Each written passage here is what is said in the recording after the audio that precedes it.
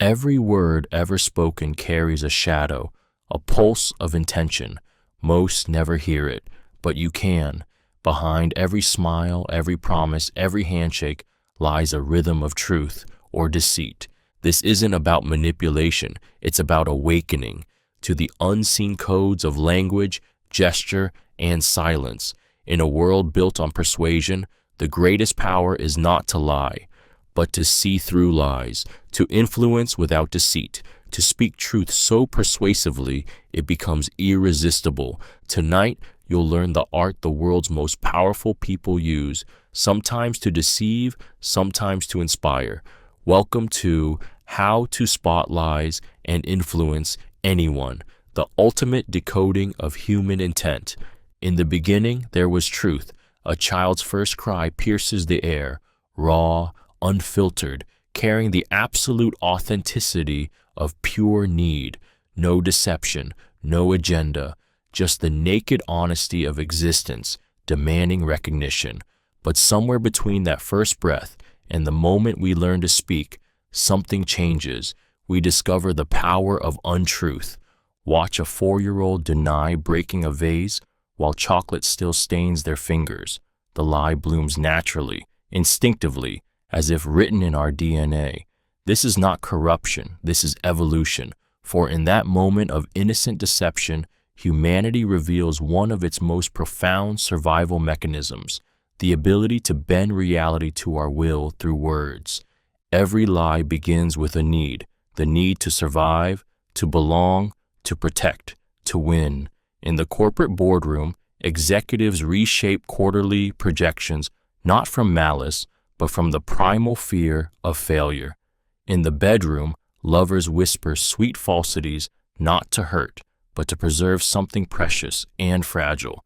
In the courtroom, witnesses reconstruct memory not from deceit, but from the human inability to separate what happened from what we needed to happen. A lie is not the opposite of truth. It is its twin in disguise. Consider the evolutionary advantage of deception. The early human who could convince predators of his death lived to see another dawn. The gatherer who could negotiate with dangerous tribes through strategic truth-bending brought food home to her children. Lies became tools of survival, woven so deeply into our nature that we lie on average 1.65 times per day, most often to ourselves. But lies are not born equal. There exists a spectrum of untruth that ranges from the white lies that oil social machinery to the dark fabrications that destroy lives. The mother who tells her child that grandma has gone to sleep forever operates from love. The politician who promises what he knows he cannot deliver operates from ambition. The psychopath who constructs elaborate false realities operates from something else entirely, a fundamental disconnection from the shared human experience of truth. What transforms truth into lie is not the words themselves, but the intention behind them. It is the moment when we choose to serve ourselves rather than reality, when we decide that our version of events matters more than what actually occurred. This choice creates a ripple effect that extends far beyond the immediate deception. Each lie demands additional lies to support it, creating elaborate architectures of untruth that can consume entire lives. Yet within every lie lies a deeper truth about the liar. The man who exaggerates his wealth reveals his insecurity about worth. The woman who fabricates her past reveals her shame about her origins. The leader who denies obvious failures reveals his terror of being seen as fallible. In this way, lies become involuntary confessions, roadmaps to the human soul's deepest fears and desires. The most dangerous lies are not those told to deceive others, but those we tell ourselves. Self-deception is the master key that unlocks all other forms of dishonesty.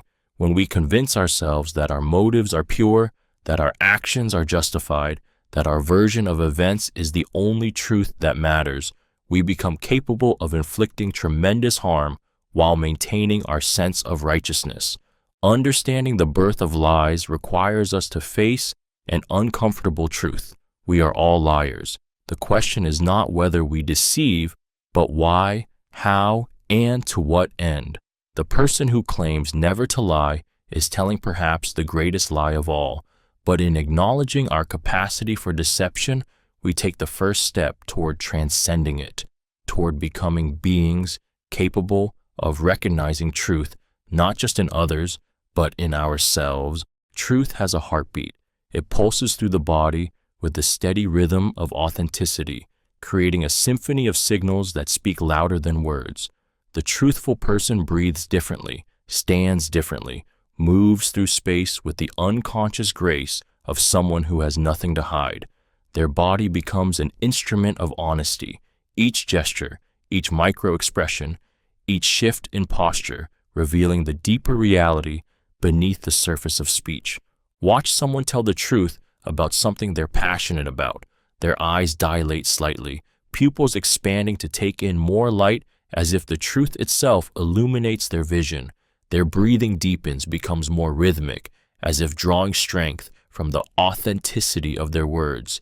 Their gestures flow naturally, hands moving in harmony with their thoughts, creating invisible sculptures in the air that mirror the shape of their conviction. The baseline of truth is established in the first moments of any interaction. Before words are spoken, before stories are told, the human body reveals its default state of honesty or deception. The truthful person's shoulders rest evenly. Their spine maintains natural alignment. Their weight distributes equally across their feet. They create what psychologists call congruence, a perfect harmony between what they think, feel, and express. But truth is not static. It flows and shifts like water, responding to emotional currents and psychological pressures. Even the most honest person will show subtle changes in their physiological baseline when discussing different topics. The key is learning to read these fluctuations, to distinguish between the normal variations of authentic expression and the jarring discord that accompanies deception. The eyes, those windows to the soul, offer perhaps the most reliable indicators of truth, not through the direction of gaze, the myth that people look left when lying has been thoroughly debunked, but through more subtle signals. The truthful person's blink rate remains steady, their pupils responsive to emotional content, their gaze naturally seeking connection. When recalling genuine memories, their eyes might move slightly upward and to the side, accessing the visual cortex, where authentic experiences are stored. Voice carries truth in ways that extend far beyond words. The honest speaker's voice maintains consistent pitch and pace with natural variations that reflect the emotional content of their message. They breathe between thoughts, allowing natural pauses that give weight to their words. Their volume adjusts organically to their environment and audience, never forced or performed. Most tellingly, their voice carries what acoustic analysts call harmonic resonance, a full, rich quality that emerges when breath, thought, and intention align. The hands reveal truth through their relationship to the body and space. Truthful people gesture within their truth box, an invisible area extending from their shoulders to their waist, from their body outward to the natural reach of their arms. Their gestures illustrate their words, creating visual metaphors that support rather than distract from their message. When describing events, their hands naturally move to match the perspective they actually experienced, not the perspective they might wish they had experienced. Perhaps most importantly, truth creates energy.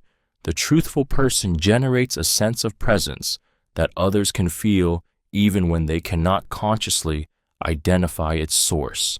This energy stems from the profound relief of authenticity, the liberation that comes from aligning inner reality with outer expression. It manifests as confidence without arrogance, openness without vulnerability, strength without aggression. To truly recognize truth, we must first calibrate our own instruments of perception. This means learning to quiet the noise of our own assumptions, biases, and projections. It means developing the patience to observe without immediately judging, to collect data before reaching conclusions. The pulse of truth is always present, but it requires a still mind and open heart to perceive its subtle rhythms. The ultimate irony is that those who become most skilled at detecting truth in others often discover how rarely they have been truthful with themselves. The ability to recognize authentic expression in another human being serves as a mirror, reflecting back our own patterns of deception and self-delusion. In learning to read the pulse of truth in others, we inevitably come face to face with the places where our own heart beats out of rhythm with reality. Words cast shadows. In the space between what is said and what is meant, between the chosen phrase and the discarded truth, lies a hidden language that speaks volumes about the speaker's true intentions. Every sentence construction, every grammatical choice, every seemingly innocent qualifier reveals the architecture of thought beneath the surface of speech. To understand deception, we must learn to read these shadows, to see the shapes that truth makes when it bends around falsehood. The deceptive speaker unconsciously betrays themselves through what linguists call distancing language. They remove themselves from their own statements, creating grammatical buffer zones between their identity and their lies. Instead of saying, "I didn't steal the money," they might say, "The money wasn't stolen by me," or "That money, it wasn't taken." These subtle shifts in pronoun usage and sentence structure create psychological distance, allowing the speaker to maintain the illusion that they are technically not lying even as they obscure the truth. Listen for the telltale signs of temporal manipulation. The truthful person speaks about events in clear, chronological sequence, their narrative flowing naturally from beginning to middle to end. The deceptive speaker, however, often jumps around in time, offering excessive detail about irrelevant periods while glossing over the crucial moments where deception occurred. They might spend 5 minutes describing what they wore that morning, but only 5 seconds addressing the alleged incident itself. Qualification becomes the deceptive speaker's unconscious confession. They pepper their statements with unnecessary modifiers. "To be honest, I swear on my mother's grave, as God is my witness." The truthful person rarely feels compelled to convince you of their honesty because they assume it should be obvious. But the deceptive speaker, knowing their words lack the weight of truth, attempts to compensate with linguistic props and emotional appeals. Perhaps most revealing is the phenomenon of emotional displacement. When people lie, their emotional responses often arrive at the wrong times or in inappropriate intensities. They might show anger when they should show sadness, confusion when they should show clarity, or overwhelming detail when simplicity would suffice. Their emotional map becomes misaligned with their narrative map, creating discordant notes that the trained listener can detect. The guilty conscience speaks in negatives. Rather than affirming what they did do, deceptive speakers focus obsessively on what they didn't do. "I never touched that file" becomes more important to them than explaining what they actually were doing. This negative framing reveals the psychological burden of deception. The liar's mind becomes consumed with managing what must not be revealed rather than simply expressing what is true. Deflection manifests through what interrogation experts call question sandwich responses. When asked a direct question, the deceptive person often begins with a partial answer, inserts a lengthy digression or counter question, then returns to finish their original response. This verbal sleight of hand is designed to confuse the listener's tracking of the core issue while creating the illusion that a complete answer has been provided. The shadows of language extend beyond individual words to encompass entire narrative structures. Truthful stories have weight and texture. They include sensory details, emotional reactions, and the kind of random, irrelevant information that characterizes genuine memory. Fabricated stories, by contrast, often feel scripted, polished to an unnatural shine, lacking the beautiful imperfections that mark authentic human experience. Most powerfully, the language of shadows reveals itself in what is not said. The deceptive speaker's omissions often speak louder than their assertions. They may provide extensive alibis for times when no one questioned their whereabouts or offer elaborate explanations for simple questions. These verbal gaps and overcompensations create a negative space that maps the territory of hidden truth.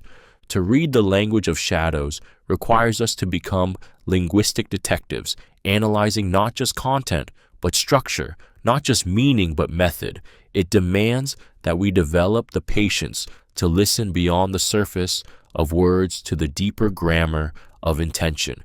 In mastering this skill, we discover that every conversation contains multiple layers of communication, and that truth and deception often coexist in the same sentence, separated only by the shadows that words inevitably cast. The most dangerous lies are not the ones we tell others, but the ones we whisper to ourselves in the dark chambers of our own minds. These internal deceptions are the master keys that unlock all other forms of dishonesty. For until we can see clearly the patterns of our own self-delusion, we remain blind to the truth in all its forms. The journey toward authentic perception begins not with analyzing others, but with the courage to examine the elaborate fictions we have constructed about ourselves. We are all unreliable narrators of our own lives.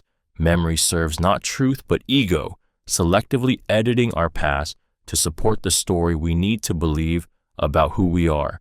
The harsh words we spoke become justified responses to provocation. The opportunities we failed to take become circumstances beyond our control. The love we withheld becomes protection we provided. With each revision, we move further from the raw truth of our experience into the comfortable fiction of our idealized selves. Rationalization is the mind's supreme art form, capable of transforming any action into a virtue, any failure into a hidden victory. We construct elaborate philosophical frameworks to justify our choices, building theoretical castles around our emotional impulses. The person who abandons their dreams calls it being realistic. The individual who avoids intimate connection calls it maintaining independence. The soul who chooses safety over growth calls it being responsible. Self-deception operates through a sophisticated system of psychological defenses that protect us from truths too painful to bear. Denial allows us to simply refuse to see what contradicts our preferred narrative.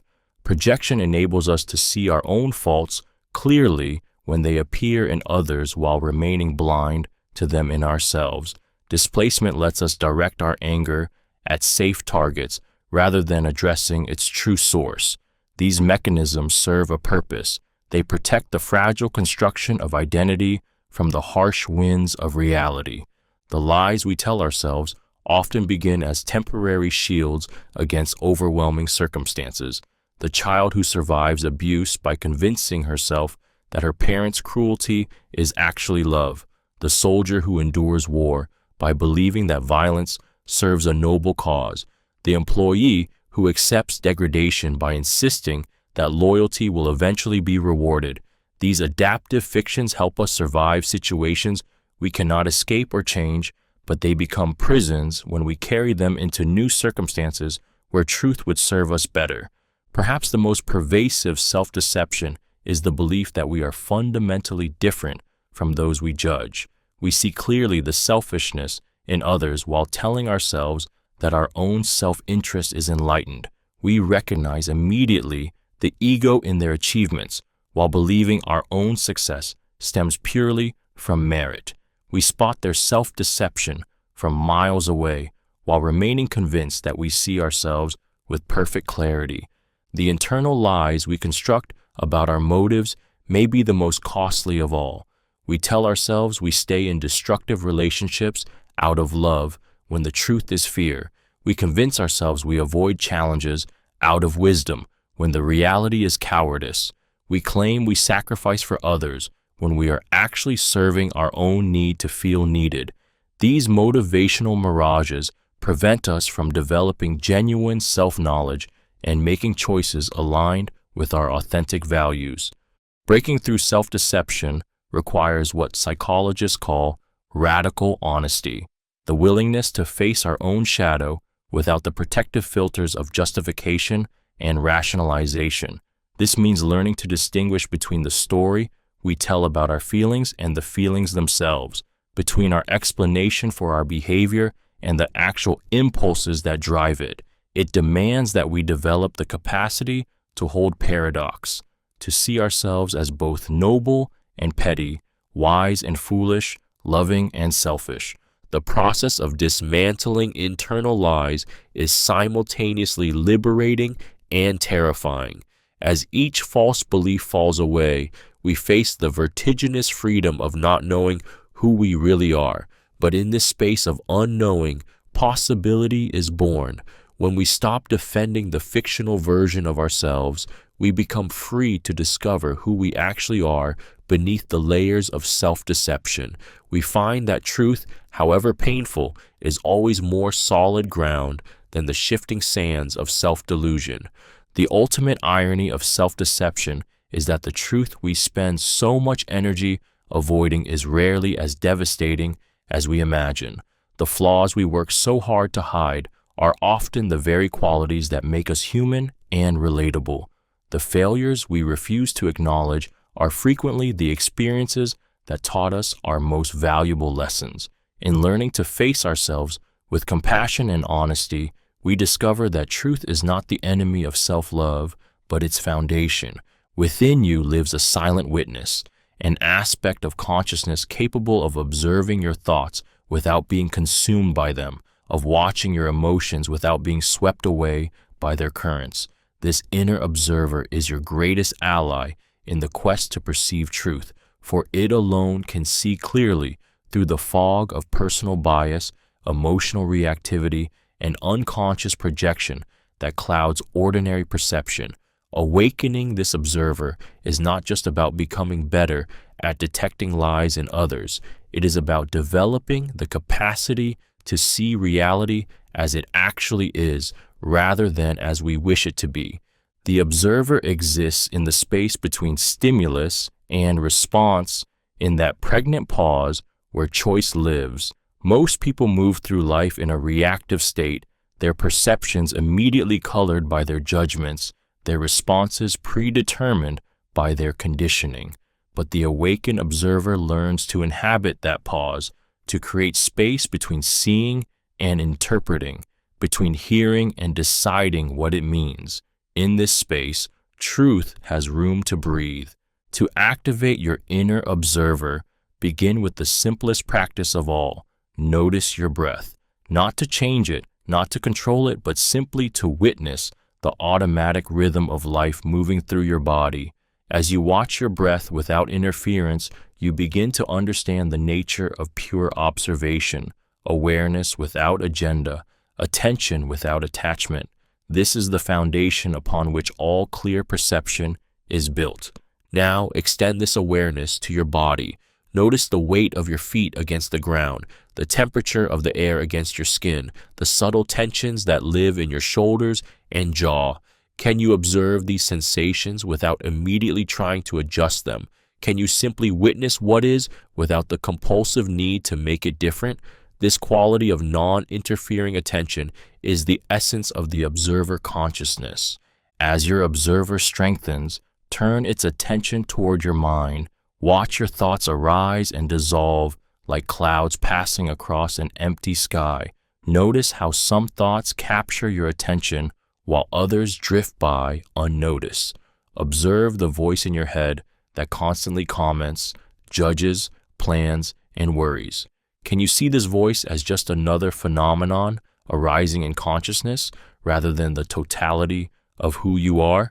This distinction between the thinker and the thoughts is crucial for clear perception. The observer reveals that you are not your emotions, though you experience them. Watch anger arise in your body, the heat, the tension, the cascading thoughts of justification. From the observer's perspective, anger is simply energy moving through the system, neither good nor bad, right nor wrong. It carries information, but it is not you. This detached awareness allows you to receive the information without being hijacked by the emotional charge. When you interact with others from this observer consciousness, everything changes. You begin to see people as they are rather than as projections of your own fears and desires. You notice the subtle ways they signal truth or deception without your perception being clouded by whether you like or dislike them, whether they confirm or challenge your beliefs. The observer is interested only in what is actually happening, not in what should be happening according to your preferences. Perhaps most powerfully, the observer consciousness reveals the lies you tell yourself in real time. It watches without judgment as you rationalize, deny, project, and defend. It sees the gap between your stated values and actual behavior, between your self-image and your actions. This can be initially uncomfortable, but it is the discomfort of truth, clean, clear, and ultimately liberating. The awakened observer discovers that truth has a particular quality of presence. When someone speaks from authentic experience, there is a stillness around their words, a sense of groundedness that can be felt even when their story is emotionally charged. When someone speaks from deception, there is agitation in the field around them, a sense of energy being used to maintain something artificial. The observer perceives these subtle, energetic signatures that indicate the difference between truth and fabrication. As Act 1 concludes, you stand at the threshold of a new way of being. The observer you have awakened is not separate from you.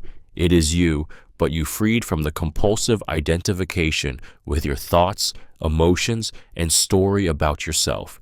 It is you with the capacity to see clearly, to perceive truth in all its forms, to recognize deception not as an enemy to be defeated, but as information to be understood. This awakening is both the end of innocence and the beginning of wisdom, both the death of comfortable illusions and the birth of authentic power. The journey ahead will test this new capacity for observation, challenging you to maintain clarity in the face of sophisticated deception and complex moral ambiguities. But you no longer face these challenges alone. Within you now lives a witness capable of seeing through the veils of illusion to the truth that lies beneath. The observer is awake. Let the real learning begin. Deep within the human brain, an ancient war rages every time someone chooses to deceive. In the primitive limbic system, our emotional core evolved over millions of years. Alarm bells sound when we prepare to lie. The amygdala floods the nervous system with stress hormones. The hypothalamus triggers fight or flight responses. Meanwhile, in the sophisticated neocortex, our rational language processing center, elaborate constructions of false narrative take shape.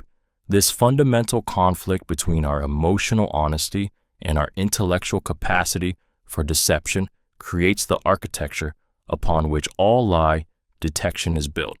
When Dr. Paul Ekman first connected electrodes to test subjects in his Berkeley laboratory in the 1960s, he discovered something remarkable. The human body cannot lie, even when the mind chooses to. The autonomic nervous system, responsible for involuntary functions like heart rate, breathing, and perspiration, responds to the stress of deception with measurable physiological changes. Blood pressure spikes.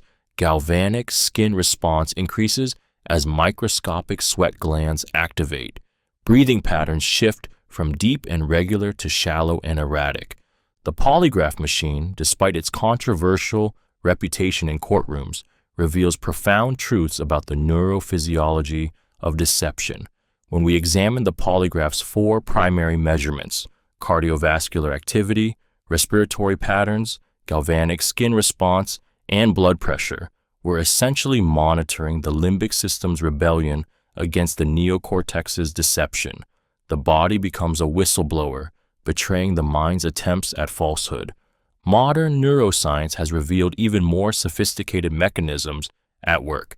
Functional magnetic resonance imaging shows us the brain in real time as it processes truth and lies.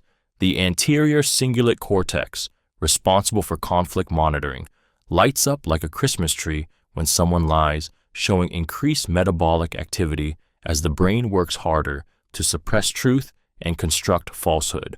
The prefrontal cortex, our executive control center, shows heightened activation as it manages the cognitive load of maintaining deception.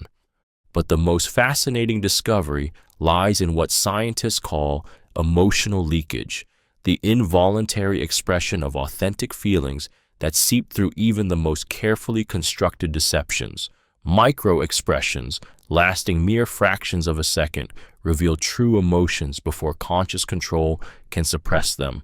The genuine smile of happiness engages both the zygomatic major muscle, lifting the corners of the mouth, and the orbicularis oculi muscle, creating crow's feet around the eyes. A fabricated smile activates only the mouth muscles, creating what researchers term a social smile, technically correct but emotionally hollow. The temporal dynamics of deception reveal another layer of architecture. Truth flows from memory in a natural, chronological sequence. When someone recalls an authentic experience, their brain accesses different memory centers in a predictable pattern. The hippocampus retrieves the basic facts, the visual cortex reconstructs images, the auditory cortex recalls sounds, and the emotional centers in the limbic system add feeling and meaning. This distributed processing creates a natural rhythm and texture to truthful narratives. Lies, however, must be constructed rather than retrieved. The brain engages different neural pathways when fabricating information versus accessing memories. The working memory system becomes overloaded as it attempts to maintain false narratives while suppressing true ones.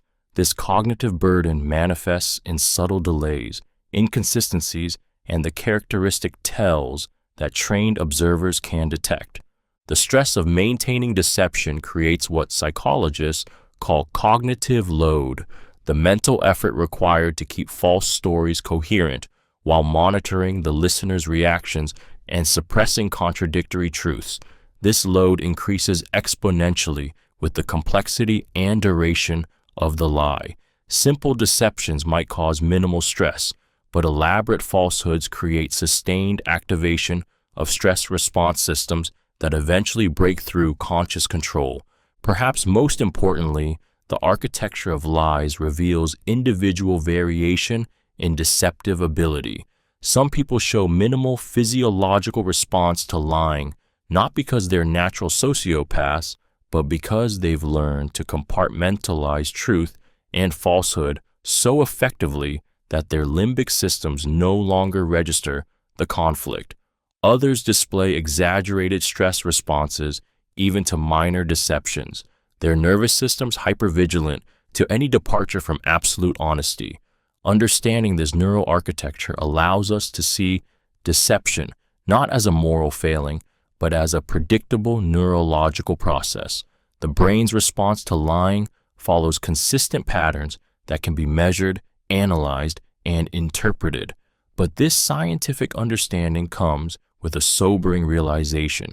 If lies have architecture, then those who understand the blueprints can build more sophisticated deceptions, or more importantly, develop more accurate detection systems. The war between limbic honesty and neocortical deception never truly ends. It plays out in every human interaction where truth hangs in the balance. But now, armed with understanding of this ancient conflict's neurological foundations, we can begin to read the invisible signals that reveal when someone's inner architecture is supporting truth or constructing elaborate facades to hide it. The ancient proverb declares that the eyes are the windows to the soul, but modern science reveals a more complex truth. The eyes are sophisticated instruments of communication, that can both reveal and conceal, illuminate and obscure. The myth that eyes never lie has been weaponized by countless amateur lie detectors who focus obsessively on gaze direction, missing the subtle symphony of signals that actually indicate deception. To truly read the eyes, we must abandon folklore and embrace the nuanced reality of ocular communication. The most persistent myth in lie detection centers on eye movement direction. Popular belief holds that people look left when lying and right when telling the truth, or some variation of this directional theory. Neuro-linguistic programming practitioners have built entire systems around these supposed eye movement patterns. Yet, rigorous scientific testing has repeatedly debunked these claims. Meta-analyses of dozens of studies show no reliable correlation between gaze direction and truthfulness. The human brain's complexity cannot be reduced to such simplistic directional indicators. However, this doesn't mean the eyes provide no information about deception. The key lies in understanding that individual eye movements mean nothing. It's the clusters of behaviors, the context, and the baseline comparison that matter. A person's normal pattern of eye contact, blinking rate, and gaze behavior provides the foundation against which changes can be measured. Deception often disrupts these baseline patterns, but the specific disruptions vary dramatically between individuals. Consider the phenomenon of gaze aversion during deception.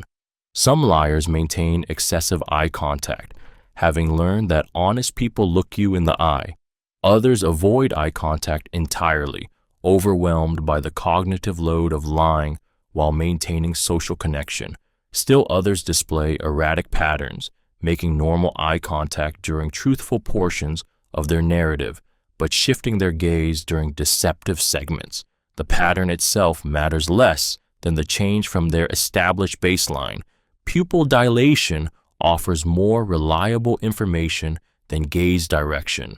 The pupils respond involuntarily to cognitive and emotional arousal, dilating when the brain processes complex or stressful information.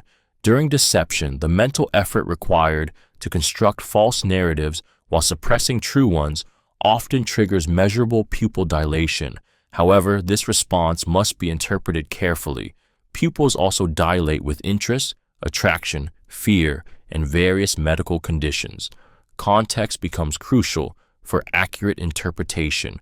Blink rate provides another window into the stress of deception. Under normal circumstances, humans blink approximately 15 to 20 times per minute in a relatively regular pattern. Stress, cognitive load, and emotional arousal can dramatically alter this pattern. Some people blink rapidly when lying, their nervous systems activating flight responses. Others blink less frequently, unconsciously trying to maintain visual control over their environment. Again, the key is recognizing changes from individual baseline patterns. The timing of eye movements reveals perhaps the most reliable information about deception. When accessing genuine memories, people's eyes often move in ways that correspond to the sensory modalities they're retrieving: upward when visualizing, laterally when recalling sounds, downward when accessing feelings or kinesthetic memories. These movements typically occur before speaking, as the brain retrieves information to express. Fabricated stories, however, often show different temporal patterns.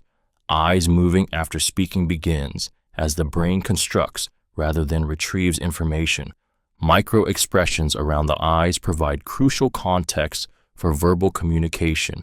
The muscles surrounding the eyes, particularly the orbicularis oculi, participate in genuine emotional expressions but are difficult to control consciously.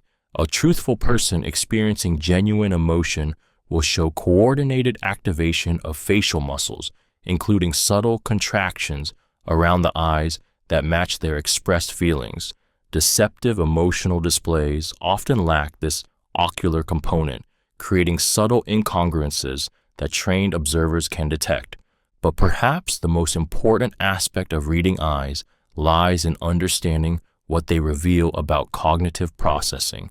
When someone tells the truth about an emotional experience, their eyes often show a quality that can only be described as presence, a sense that they are genuinely accessing and re-experiencing the events they describe.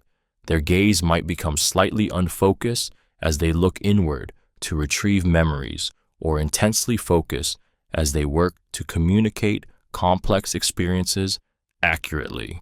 Deceptive narratives often produce different qualities of attention.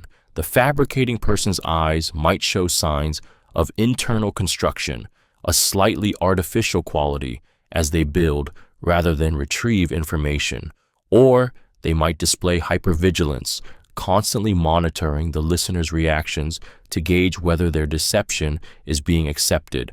This monitoring behavior creates a particular intensity of gaze that feels performative rather than authentic. The context surrounding eye behavior provides the final piece of the puzzle. Cultural background influences eye contact norms dramatically. Age, gender, social status, and neurodevelopmental differences all affect baseline eye behavior. Medical conditions, medications, fatigue, and emotional states create additional variables that must be considered. The skilled observer learns to read eyes not as isolated indicators, but as part of a comprehensive system of nonverbal communication. The eyes never lie, but they also never tell simple truths. They participate in the complex dance of human communication, sometimes revealing deep authenticity, sometimes maintaining necessary social facades, sometimes struggling with the cognitive burden of deception. Learning to read them accurately requires abandoning myths and embracing the sophisticated reality of how human consciousness expresses itself through the subtle movements of our most expressive features. The question is not whether the eyes lie, but whether we have developed the wisdom to read what they're actually saying. Truth has a rhythm. It flows from the speaker with the natural cadence of authentic memory, carrying the unique acoustic signature of someone accessing and expressing genuine experience. Lies, however, must be constructed, and construction creates different rhythms. The halting tempo of fabrication, the artificial smoothness of rehearsal, the telltale variations in pace that reveal when someone shifts between truth and deception within a single narrative. To understand deception, we must learn to hear not just words, but the deeper music of human communication. When someone speaks truth, their voice carries what acoustic analysts call natural prosody, the organic rise and fall of pitch, the spontaneous variations in volume, the unconscious adjustments in pace that reflect the emotional content of their message. Truth emerges from the intersection of memory, emotion, and expression, creating a complex acoustic landscape that machines can measure but that humans perceive as authenticity. The truthful speaker breathes naturally between thoughts, their vocal cords relaxed enough to produce full, resonant tones. Deception disrupts this natural prosody in predictable ways.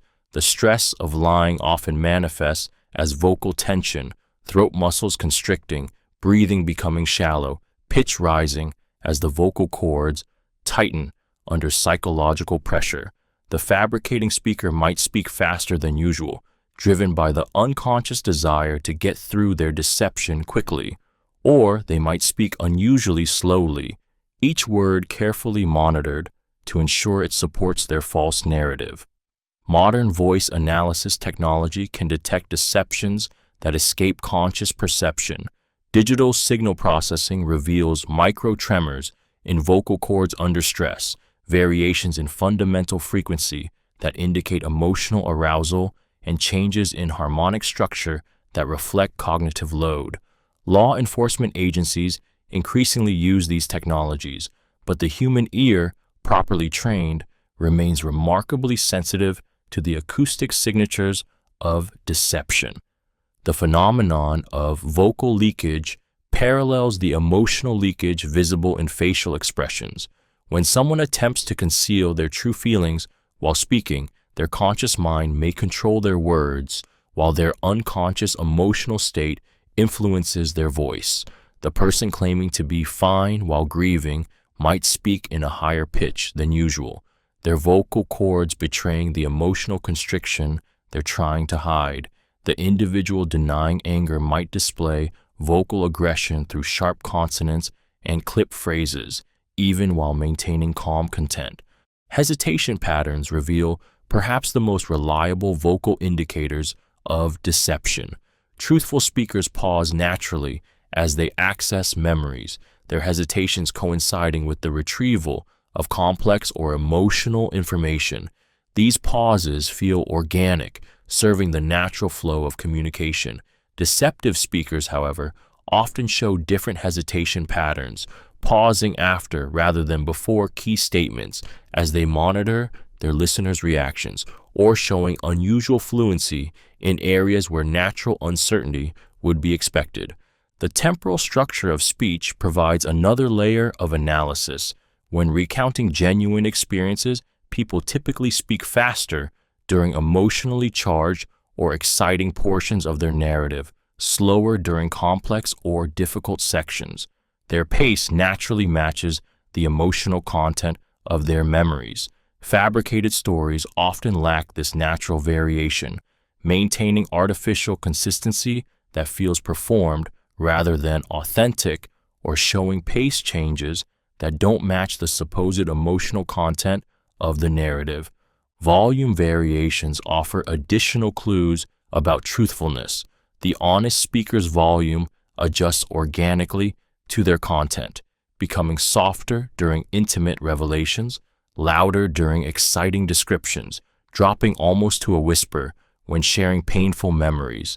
These volume changes reflect the unconscious emotional processing that accompanies authentic memory retrieval. Deceptive speakers often maintain more consistent volume levels, their emotional displays failing to match the supposed significance of their content. Breathing patterns, audible between words, provide crucial information about the speaker's physiological state. Truth typically allows for natural respiratory rhythm, deep, regular breaths that support sustained speech. Deception often triggers shallow, irregular breathing as the nervous system responds to the stress of maintaining false narratives. Some deceptive speakers unconsciously hold their breath during crucial lies, creating subtle but detectable pauses in their natural respiratory flow. The concept of vocal congruence becomes crucial for accurate assessment. When someone's voice matches their content, sad topics delivered with appropriately subdued tones, exciting events recounted with genuine enthusiasm, they demonstrate the alignment between inner experience and outer expression that characterizes truth.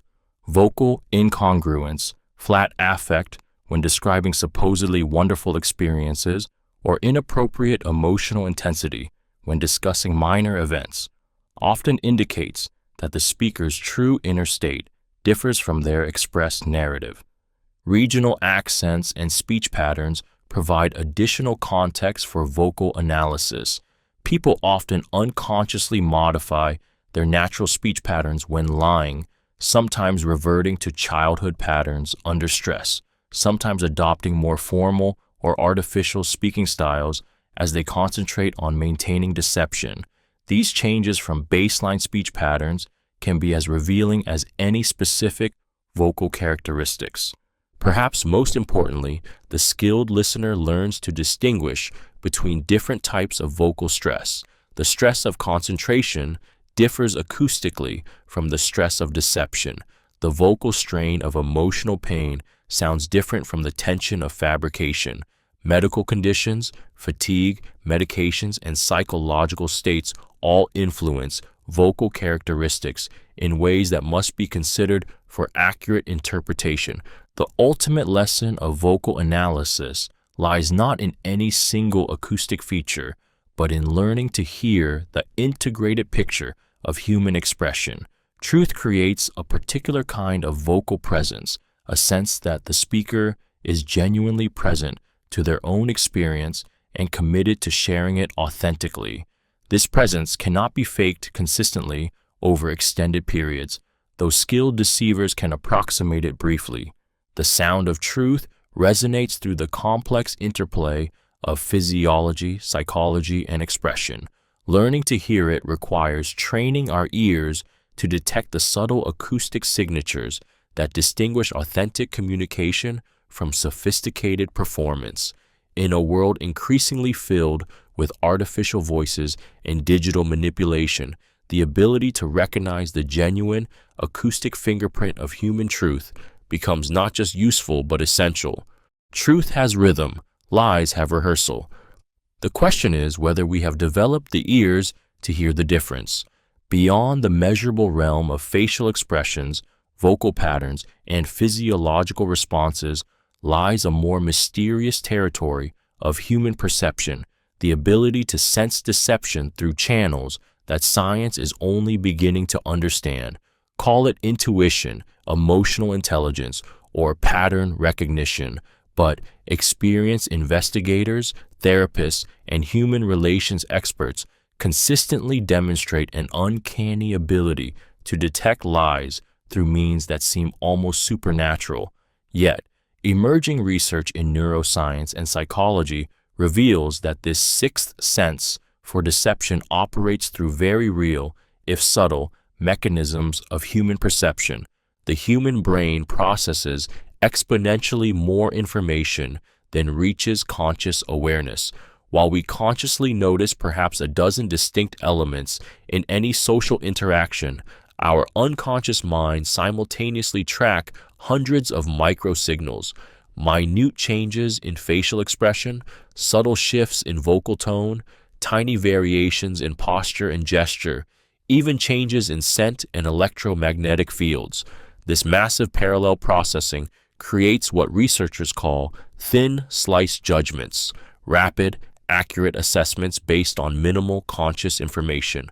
Malcolm Gladwell's research in Blink demonstrates how people can accurately assess personality traits, relationship dynamics, and even detect deception within seconds of meeting someone, long before rational analysis could possibly occur. This rapid assessment taps into what neuroscientists call embodied cognition, the way our bodies gather and process information through sensory channels that operate below the threshold of conscious attention. The phenomenon of emotional contagion plays a crucial role in invisible deception detection. Mirror neurons in our brains automatically simulate the emotional states of people we observe, creating internal echoes of their genuine feelings. When someone experiences authentic emotion while speaking, this emotional state transmits subliminally to attentive listeners. But when someone performs emotion rather than experiences it, the transmission fails, creating a subtle sense of disconnection or artificiality that sensitive observers can detect, even when they cannot articulate why they feel suspicious. Dr. Paul Ekman's research on micro-expressions revealed that genuine emotions create full system responses involving not just facial muscles, but also subtle changes in skin temperature, muscle tension, and even electromagnetic field variations. When someone genuinely experiences fear, for example, their entire nervous system responds, creating a complex pattern of signals that extends far beyond visible facial changes. Observers unconsciously detect these systemic patterns, developing gut feelings about authenticity that prove remarkably accurate. The timing of emotional responses provides another layer of invisible information. Genuine emotions follow predictable onset and decay patterns, appearing quickly when triggered, reaching peak intensity, then gradually subsiding. Performed emotions often show different temporal characteristics, delayed onset as the conscious mind constructs the appropriate response, unnatural duration as the performer maintains the display longer than genuine emotion would last, or abrupt termination when conscious control ends. These timing discrepancies register subconsciously long before conscious analysis identifies them. Baseline disruption operates at levels far below conscious awareness. Every person maintains subtle patterns of energy, presence, and emotional emanation that constitute their unique signature in interpersonal space. Deception often disrupts these baseline patterns in ways that sensitive observers can feel, even when they cannot see specific behavioral changes. The liar's energy might feel scattered or contained. Their presence might seem somehow absent or performed. Their emotional field might feel incongruent with their expressed content. Contextual pattern recognition allows experienced observers to detect deception by noticing subtle violations of expected behavioral patterns. A naturally expressive person becoming unusually controlled, and typically reserved individual becoming unexpectedly animated. Someone whose stories usually include rich sensory details, suddenly offering only bare facts. These pattern breaks register as something's not right, long before rational analysis identifies specific problems. The role of physiological attunement in deception detection deserves special attention. Humans unconsciously synchronize with each other's breathing patterns, heart rates, and nervous system states during authentic connection. When someone lies, their physiological state shifts in ways that break this natural synchronization. Sensitive observers feel this disconnection as a subtle sense of unease or artificiality, even when all visible and audible cues appear normal. Research in interpersonal neurobiology reveals that humans communicate through multiple channels simultaneously: verbal content, vocal prosody, facial expression, body language, pheromone release, electromagnetic field variations, and perhaps other mechanisms not yet understood. Deception typically disrupts the natural alignment between these communication channels, creating subtle incongruences that register as something's off to attentive observers. The phenomenon of felt sense, a term coined by psychologist Eugene Gendlin, describes the body's ability to integrate complex information below conscious awareness and present it as an overall impression or feeling. Experienced therapists, investigators, and interpersonal professionals often report knowing that someone is lying before they can identify specific evidence. This knowing emerges from their body's integration of countless subtle signals into an overall assessment of authenticity or deception. Cultural and individual variations significantly influence invisible deception detection.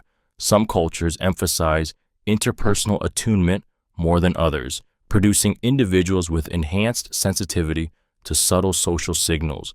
Personal history with trauma, manipulation, or betrayal can either enhance or disrupt natural deception detection abilities. Some people develop hypervigilance that allows remarkable sensitivity to deception, while others develop defensive numbness that blocks these subtle perceptual channels. Training can enhance natural abilities to read invisible signals of deception. Meditation practices that increase present moment awareness, body-based therapies that enhance somatic intelligence, and interpersonal training that develops emotional attunement all contribute to improved deception detection.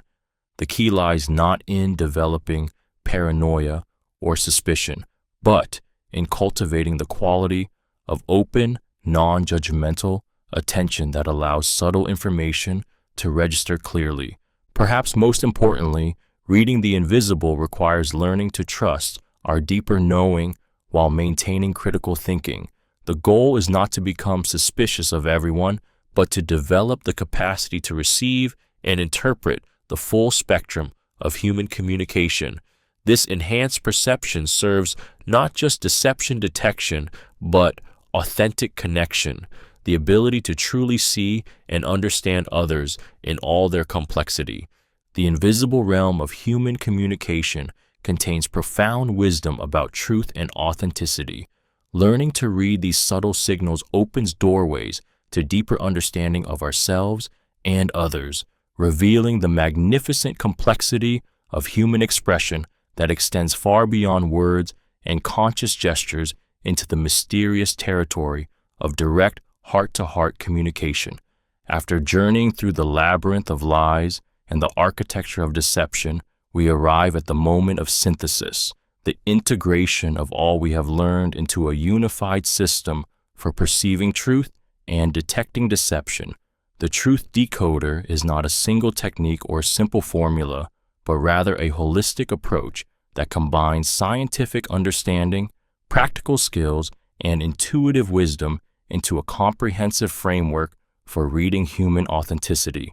Like a master musician who no longer thinks about individual notes but simply plays from the heart, the skilled truth decoder learns to perceive the total symphony of human communication.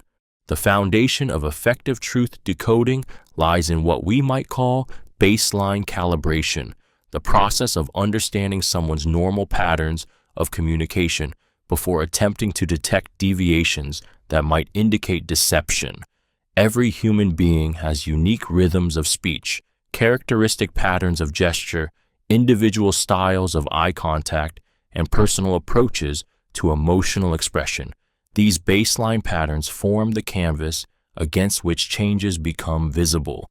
Without accurate baseline understanding, even the most sophisticated detection techniques become unreliable. The calibration process begins the moment you encounter someone new. Notice their natural speaking pace, volume, and vocal characteristics during casual conversation about non-threatening topics. Observe their typical posture, gesture patterns, and energy levels when they feel comfortable and unstressed. Pay attention to their normal eye contact patterns, facial expressions, and breathing rhythms. This baseline establishment typically requires several minutes of neutral interaction, but provides the foundation for all subsequent assessment. The truth decoder operates through what intelligence analysts call cluster analysis, looking for multiple indicators that point in the same direction rather than relying on any single sign of deception. A person might avoid eye contact for many reasons unrelated to lying, but when eye contact avoidance occurs simultaneously with vocal tension, defensive posture, and inconsistent narrative details, the cluster suggests possible deception. The more elements in the cluster, the higher the probability of deception. Timing analysis provides crucial information for truth decoding. Authentic responses typically show appropriate latency, slight delays that reflect genuine memory retrieval or emotional processing. Overly quick responses to complex questions might indicate prepared lies, while excessive delays could suggest fabrication in progress. The timing of emotional expressions relative to content also matters. Genuine emotions typically appear slightly before or simultaneously with related statements, while performed emotions often lag behind their supposed triggers. Congruence assessment forms another pillar of effective truth decoding. In authentic communication, all channels align. Verbal content matches vocal tone, facial expressions correspond to stated emotions, body language supports declared intentions. Incongruence between these channels often indicates some form of deception or internal conflict. The person claiming to be excited about an opportunity while speaking in a flat tone and maintaining rigid posture reveals incongruence that suggests their true feelings differ from their stated ones. The truth decoder pays special attention to what might be called cognitive load indicators, signs that someone's mental resources are being stretched by the effort of maintaining deception. These might include decreased response quality to peripheral questions, simplified language patterns compared to baseline, reduced ability to maintain complex narratives, or increased error rates in areas unrelated to the potential deception. The mental effort required to lie successfully often compromises performance in other cognitive tasks. Contextual analysis prevents many false positives in deception detection. Cultural background, current stress levels, medical conditions, fatigue, and emotional states all influence behavior in ways that might mimic deception. The skilled truth decoder considers these contextual factors, distinguishing between signs of stress and signs of deception, between cultural communication patterns and individual dishonesty. This contextual awareness prevents the common error of interpreting cultural differences or personal struggles as evidence of lying. Energy field assessment incorporates the more subtle aspects of human perception discussed in previous chapters. The truth decoder learns to sense the overall quality of presence that someone brings to interaction, the felt sense of authenticity or performance, the energetic signature of truth or fabrication. This requires developing sensitivity to subtle cues that operate below conscious awareness while maintaining critical thinking about these impressions. The integration of rational analysis with intuitive perception creates the most powerful truth detection capabilities. The logical mind tracks behavioral patterns, analyzes consistency, and evaluates evidence. The intuitive mind perceives overall authenticity, senses emotional congruence, and detects subtle, energetic signals. Neither alone provides complete information, but together they create a comprehensive assessment system that accounts for both measurable and unmeasurable aspects of human communication. Pattern recognition over time enhances truth decoding accuracy. As someone interacts with a person across multiple conversations and contexts, patterns of honesty and deception become clearer. The colleague who consistently provides vague answers about their weekend activities, the friend whose stories about past relationships contain similar implausible elements, the family member whose emotional responses never quite match their stated experiences. These patterns emerge only through sustained observation and create the foundation for accurate assessment. The truth decoder maintains what might be called compassionate skepticism, the ability to remain open to truth while maintaining appropriate caution about deception. This balanced approach avoids both naive credulity and paranoid suspicion, seeking understanding rather than judgment. The goal is not to catch people lying, but to perceive accurately, not to punish deception, but to understand it, not to become cynical about human nature, but to see it clearly in all its complexity. Perhaps most importantly, the mature truth decoder recognizes the limitations of any deception detection system. Human communication is infinitely complex.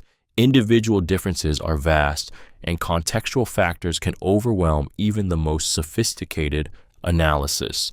The goal is improved accuracy, not perfect certainty, better understanding, not absolute knowledge. The truth decoder serves wisdom, not suspicion, and seeks to enhance rather than replace human compassion and understanding. As Act 2 concludes, you possess not just techniques for detecting deception, but a framework for perceiving human communication with unprecedented clarity and depth. The tools are in your hands: physiological awareness, behavioral analysis, vocal assessment, intuitive perception, and integrative synthesis. But tools alone do not make a master craftsperson. The next phase of your journey will test these capabilities against the complex moral landscape of influence and persuasion, where the ability to detect truth becomes the foundation for wielding authentic power. The truth decoder is awakened. The real questions now begin. If you can read the truth, should you use it? The question hangs in the air like smoke from a distant fire, carrying with it the scent of both liberation and corruption. You have awakened the observer within, learned to decode the architecture of lies, developed the ability to perceive authenticity through channels both visible and invisible. But with this enhanced perception comes a burden that every enlightened soul must bear: the responsibility of power over others who remain unaware of their own transparency. Watch a master politician work a room. They move with the fluid grace of someone who has learned to read the micro-expressions of doubt, the vocal hesitations of uncertainty, the postural shifts that reveal which arguments land and which miss their mark. They adjust their message in real time, sensing the emotional currents of their audience with predatory precision. When they speak of hope, their voice carries just the right tremor of authentic emotion. When they promise change, their gestures paint pictures of transformation in the air. They have weaponized empathy, turned human connection into a tool of control. The uncomfortable truth is that this same politician might genuinely believe in their cause. They may use their enhanced perception skills to serve what they consider the greater good, manipulating individual reactions to achieve outcomes they believe will benefit society as a whole. The line between inspiration and manipulation becomes blurred when the influencer operates from conviction rather than cynicism. Are they serving truth or serving themselves? The answer often lies not in their intentions, but in whether they acknowledge the power differential they create. In the gleaming towers of Madison Avenue, advertising psychologists craft campaigns that speak directly to the unconscious fears and desires of millions. They understand that humans make decisions emotionally and then rationalize them logically, so they bypass rational evaluation entirely. A car commercial sells not transportation, but identity. A food advertisement triggers childhood memories of safety and love. A political ad activates tribal loyalty while carefully avoiding logical scrutiny of policy details. These masters of influence have learned to read collective truth, the shared human vulnerabilities that unite us across demographics and cultures. They know that beneath our sophisticated exteriors, we all hunger for belonging, fear abandonment, crave significance, and seek security. They craft messages that resonate with these universal truths while serving agenda that may have nothing to do with meeting these authentic human needs. The seductive power of charismatic leadership reveals perhaps the most complex ethical terrain of influence.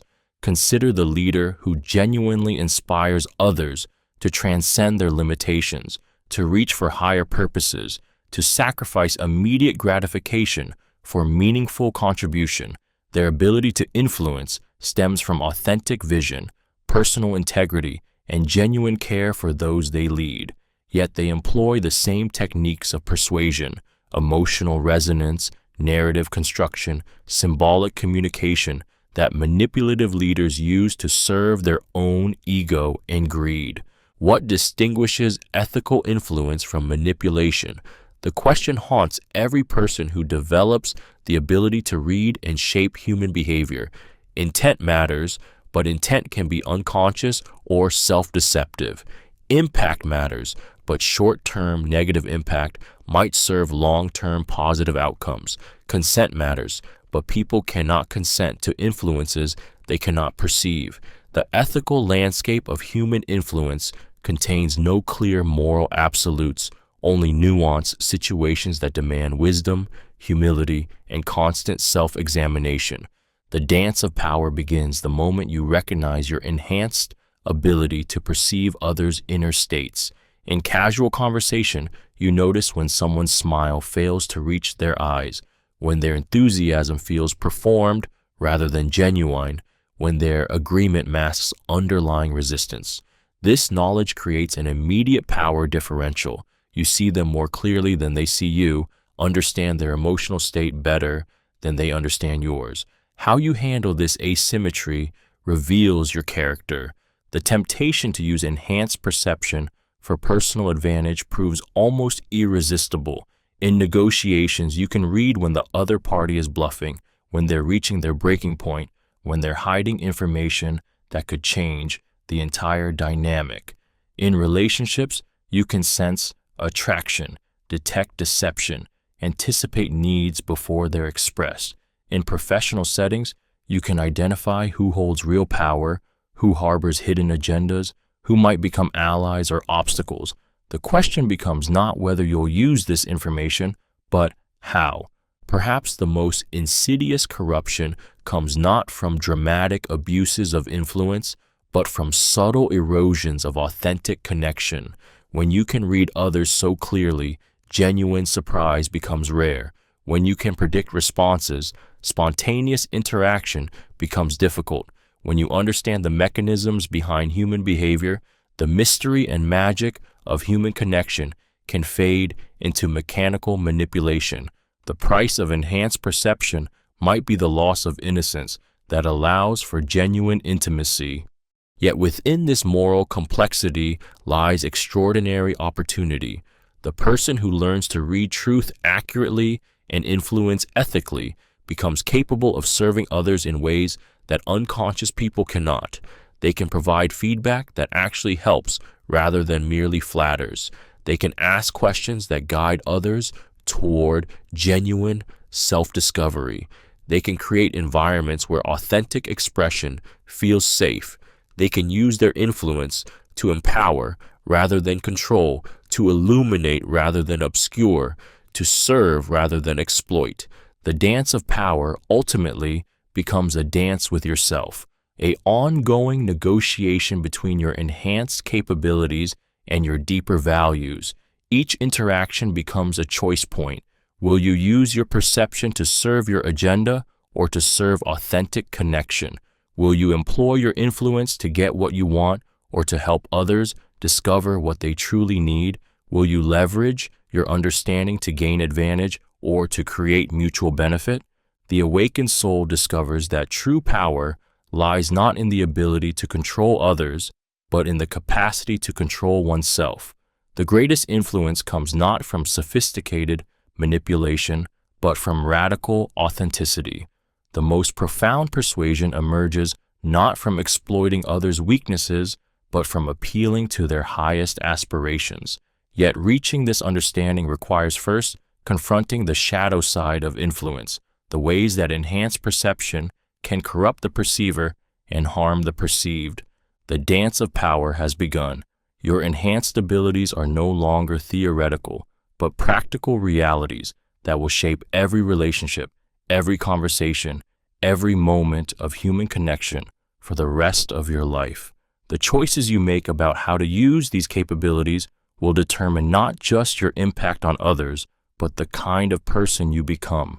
In learning to influence, you ultimately influence yourself toward wisdom or corruption, toward service or exploitation, toward connection or control. The music plays, the dance awaits your first step. Deep within the human psyche lie three ancient pathways that lead from resistance to acceptance, from skepticism to belief, from opposition to alliance. Aristotle mapped these routes 24 centuries ago, naming them ethos, pathos, and logos, credibility, emotion, and logic. But modern neuroscience has revealed that these classical elements of persuasion tap into cognitive architecture far more sophisticated and vulnerable than the ancient philosophers could have imagined. To understand the anatomy of persuasion is to understand how human consciousness can be shaped, directed, and transformed through the skillful application of psychological principles. Ethos, credibility, and character forms the foundation upon which all persuasion rests. Before anyone will accept your message, they must first accept you as a credible messenger. This acceptance operates both consciously and unconsciously through channels that span from rational evaluation to primitive social assessment. The human brain makes credibility judgments within milliseconds of first contact, processing facial features, vocal characteristics, posture, and energy in ways that bypass conscious thought entirely. Credibility stems not just from expertise, but from perceived alignment between the messenger's interests and the audience's welfare. People resist influence when they sense hidden agendas, when they feel the influencer serves themselves rather than truth or the common good. But they open themselves to influence when they perceive authentic concern for their well-being, genuine commitment to shared values, and honest acknowledgement of limitations and uncertainties. The most powerful form of ethos emerges from what might be called earned authority, credibility that stems not from position or credentials, but from demonstrated wisdom, integrity, and care. This form of authority cannot be claimed or performed. It must be lived into through consistent choices that put truth and service above personal gain. Those who possess earned authority find that others seek their influence rather than resist it. Pathos, emotional resonance, provides the energy that drives persuasion from intellectual possibility to visceral reality. Humans are not rational creatures who occasionally feel emotions. We are emotional creatures who occasionally think rationally. Our decisions emerge from the limbic system's rapid, intuitive assessments, which the neocortex then seeks to justify through logical reasoning. Effective persuasion speaks to emotions first, providing logical frameworks that support what the heart has already chosen. The skilled practitioner of pathos understands that emotions are not manipulated, but awakened. You cannot create feelings that do not already exist in dormant form within your audience. You can only provide catalysts that activate latent emotional potentials. The leader who inspires courage does not implant bravery, but awakens the heroic impulses that already live within their followers. The artist who moves audiences to tears does not manufacture sadness, but provides permission for suppressed grief to surface and find expression. Emotional resonance operates through multiple channels simultaneously. Stories transport listeners into imaginative experiences where they feel, rather than merely understand, the implications of ideas. Metaphors connect abstract concepts to concrete, visceral experiences that the body can recognize and respond to. Rhythm and pacing create energetic entrainment that synchronizes the audience's nervous system with the speaker's intended emotional journey. Logos, logical reasoning, provides the cognitive framework that allows emotions to crystallize into sustainable conviction. While people make decisions emotionally, they must also be able to justify those decisions to themselves and others through rational explanation. The logical component of persuasion offers this justification, creating bridges between feeling and thinking that allow emotional insights to integrate into conscious understanding. But modern cognitive science reveals that human logic operates through systematic biases and shortcuts that create predictable vulnerabilities. The confirmation bias leads people to seek information that supports their existing beliefs while avoiding information that challenges them. The availability heuristic makes recent or vivid examples seem more probable than statistical reality would suggest. The anchoring effect causes initial information to disproportionately influence all subsequent judgments. The ethical persuader learns to work with these cognitive patterns rather than exploit them. Instead of using confirmation bias to reinforce existing prejudices, they help people examine the foundations of their beliefs. Rather than manipulating availability heuristics through vivid but unrepresentative examples, they provide accurate information in memorable, meaningful forms. They use anchoring effects to establish productive starting points for exploration rather than to bias conclusions unfairly. The synthesis of ethos, pathos, and logos creates what we might call transformational influence, persuasion that changes not just behavior but understanding, not just actions but identity. This form of influence operates through what psychologists call perspective taking, helping others see reality through expanded frameworks that reveal new possibilities for thought, feeling, and action. Transformational influence requires what might be called persuasive empathy, the ability to understand not just what others think and feel, but how they think and feel. This deeper understanding allows the influencer to speak in ways that resonate with the audience's existing cognitive and emotional patterns, while gently expanding those patterns toward greater wisdom, compassion, and effectiveness. The paradox of masterful persuasion lies in its ultimate invisibility. When influence operates through authentic connection, emotional resonance, and logical clarity, the audience experiences not manipulation, but recognition, the sense that they have discovered their own deeper truth rather than accepted someone else's agenda. They leave the interaction feeling more themselves, not less, more empowered, not more controlled, more connected to their own values and aspirations, not more dependent on external authority. This invisible influence emerges from what we might call aligned persuasion, influence that serves both the influencer's authentic intentions and the audience's genuine welfare. When these interests align, persuasion becomes collaboration, manipulation becomes mutual discovery, and power over others becomes power with others. The anatomy of persuasion reveals itself to be ultimately an anatomy of human connection.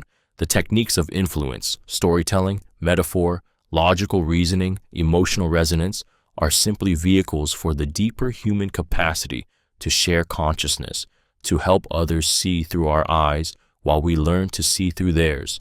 When persuasion serves this mutual expansion of awareness, it becomes not a tool of control, but a medium of love. Yet this potential for transformational influence carries profound responsibility. The same understanding of human psychology that enables healing can enable harm. The same empathy that creates connection can create manipulation. The same power that liberates can enslave. The choice belongs to the influencer, and that choice reveals character in ways that no amount of self-deception can obscure. Speak a truth so powerfully that it cannot be denied. But first, ensure that your truth serves not just your agenda, but the deepest welfare of all it touches. In the shadow of every noble skill lies its corruption. For every technique that can heal, there exists a perversion that can harm. The same understanding of human psychology that enables authentic influence can be weaponized into manipulation, coercion, and control. As we venture into this darker territory, we must examine not just how these shadows manifest, but why they exist, and how to recognize when we ourselves slip from the light of ethical influence into the darkness of psychological manipulation. The dark art begins with a subtle shift in intention. Instead of seeking to understand others in order to serve their authentic welfare, the manipulator seeks to understand them in order to exploit their vulnerabilities. This shift, often unconscious, transforms empathy from a bridge of connection into a weapon of control. The manipulator learns to read emotional states, not to respond with compassion, but to identify opportunities for leverage. They develop sensitivity to others' needs, not to help meet those needs, but to create dependencies that serve their own agenda. Gaslighting represents perhaps the most insidious form of psychological manipulation, the systematic erosion of another person's trust in their own perception, memory, and judgment. The gaslighter uses their understanding of how human consciousness works to undermine the very foundations of their victim's reality. They might consistently deny events that clearly occurred, reframe abusive behavior as loving concern, or present themselves as the victim when they are actually the aggressor. The gaslighter's power comes from their willingness to maintain false narratives with absolute conviction, while the victim still operates from honesty and good faith. This creates a fundamental asymmetry.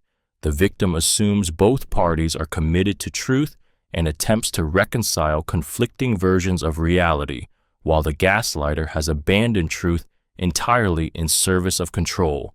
The victim's very integrity becomes a vulnerability that the gaslighter exploits. Consider how the techniques of authentic influence become corrupted in the manipulator's hands. Storytelling, which can illuminate truth and create connection, becomes a tool for implanting false memories and reshaping others' understanding of their own experience. Emotional resonance, which can awaken compassion and inspire growth, becomes a method for triggering trauma responses and maintaining psychological dependency. Logical reasoning, which can clarify thinking and support wise decision-making, becomes a sophisticated form of rationalization that makes the unreasonable seem inevitable. The cult leader demonstrates how charismatic influence can serve the darkest purposes. They begin by genuinely meeting their followers' authentic needs for belonging, purpose, transcendence, and community. But gradually, they reshape these needs to center exclusively on the leader's person and agenda. They use isolation to break down external sources of reality testing, sleep deprivation to compromise cognitive function, and information control to prevent access to alternative perspectives. The follower's sincere spiritual seeking becomes trapped within an increasingly narrow and toxic system. Emotional manipulation reveals how the understanding of human psychology can be used to create and exploit psychological wounds. The manipulator might deliberately trigger others' insecurities, then position themselves as the solution to the very problems they created. They study their target's deepest fears and desires, then alternate between threatening the fears and promising to fulfill the desires, but only in exchange for increasing submission and control. The corporate manipulator uses similar techniques on a larger scale, employing market research and behavioral psychology to create artificial needs, then positioning their products as the only solutions. They understand how to trigger feelings of inadequacy, social anxiety, and existential emptiness, then offer consumption as temporary relief, knowing that the relief will be short-lived and will require repeated purchases to maintain. Perhaps most disturbing is how easily ethical influence can slip into manipulation without conscious awareness. The parent who uses emotional manipulation to control their children may believe they are protecting and guiding them. The leader who exploits followers' devotion may convince themselves they are serving a higher purpose. The partner who uses psychological pressure to get their way may rationalize their behavior as necessary for the relationship's success. This unconscious drift toward manipulation often begins with small compromises, using emotional pressure when logical persuasion fails, withholding information that might lead to unwanted decisions, or exploiting others' trust for their own good. Each compromise makes the next one easier, gradually eroding the ethical boundaries that separate influence from exploitation. The manipulator's greatest vulnerability lies in their eventual disconnection from authentic human connection. As they become more skilled at reading and exploiting others, they lose the capacity for genuine intimacy. They begin to see other people as collections of psychological buttons to be pushed rather than as complex beings worthy of respect and understanding. This dehumanization ultimately impoverishes the manipulator's own emotional life, creating a hollow existence built on power over others rather than connection with them. The defense against manipulation, both perpetrating it and falling victim to it, requires maintaining connection to one's own authentic values and inner wisdom. This means regularly examining your motivations when you seek to influence others, asking whether your intentions serve their welfare as well as your own. It means developing the capacity to recognize when others are attempting to manipulate you, trusting your intuitive sense that something feels off, even when you cannot identify specific manipulative techniques. Most importantly, recognizing the dark art requires understanding that the capacity for manipulation exists within everyone who develops sophisticated interpersonal skills. The shadow of influence lives not in other people, but in ourselves, in our own temptations to use our understanding of psychology for selfish purposes, to exploit others' vulnerabilities for personal gain, to prioritize getting what we want over honoring what is right. The existence of these shadows does not invalidate the noble purposes that influence can serve. Fire can burn down houses or provide warmth and light. The nature of fire itself is neutral, but the intentions and wisdom of those who wield it determine its impact. Similarly, the techniques of psychological influence are tools that can serve healing or harm, depending on the consciousness that employs them. As we recognize the dark potential within our enhanced capabilities, we face a choice that will define not just our impact on others, but our own spiritual development. Will we use our understanding of human psychology to serve love or fear, connection or control, truth or manipulation? The answer to this question cannot be decided once and forgotten. It must be chosen again and again, in each interaction, in each moment when the temptation to exploit, rather than serve, presents itself. The dark art exists. Its shadows touch every human heart that seeks power over others.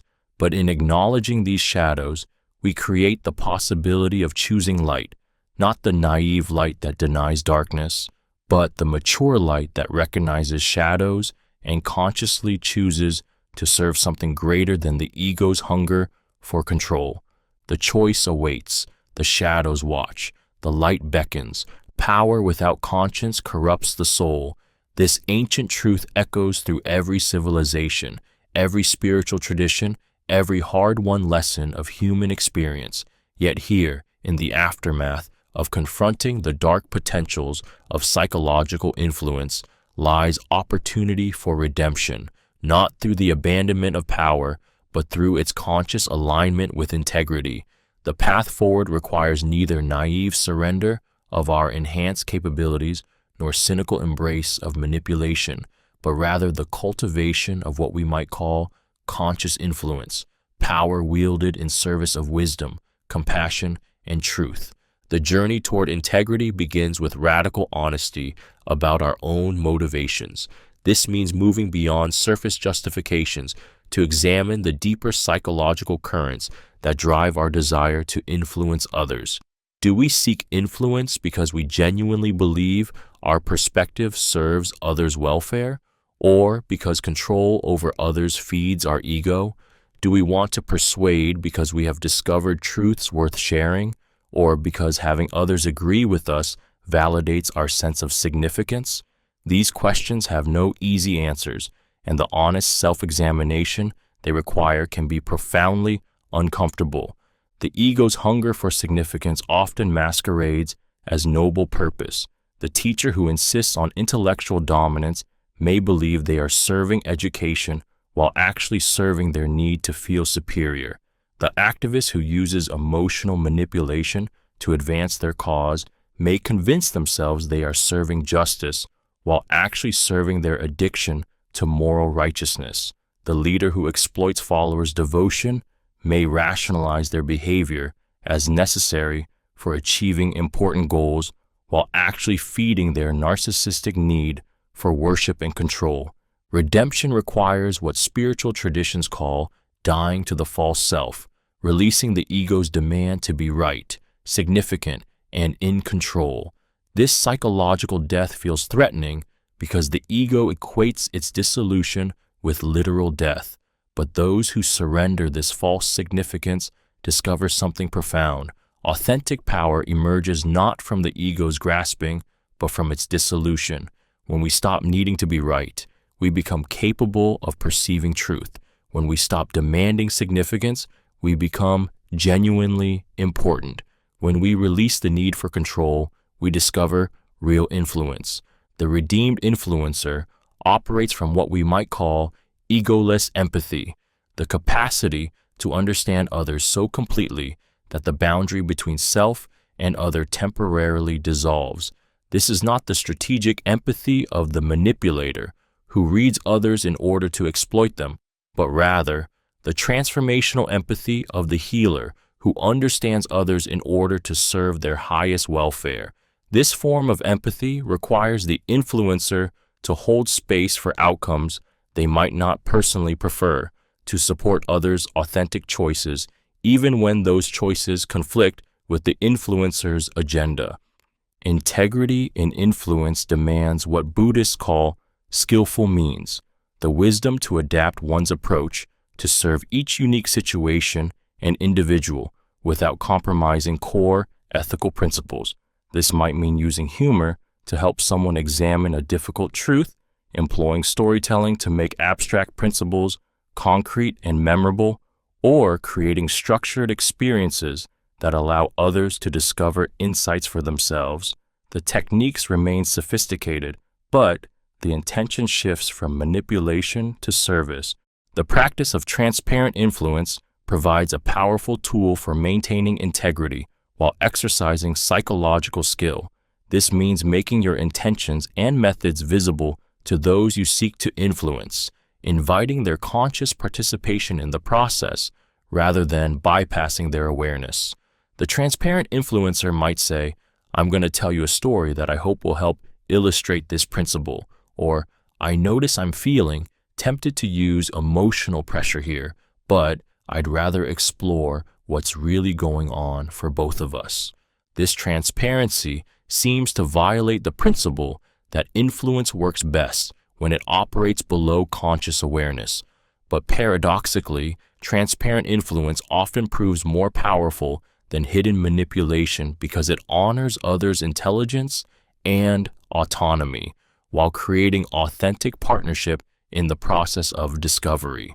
People often resist covert influence even when they cannot identify why they feel manipulated, but they frequently welcome overt influence when it serves their genuine interests. The development of internal authority becomes crucial for ethical influence. This means learning to derive your sense of worth, identity, and purpose from internal sources rather than from others' responses to your influence attempts.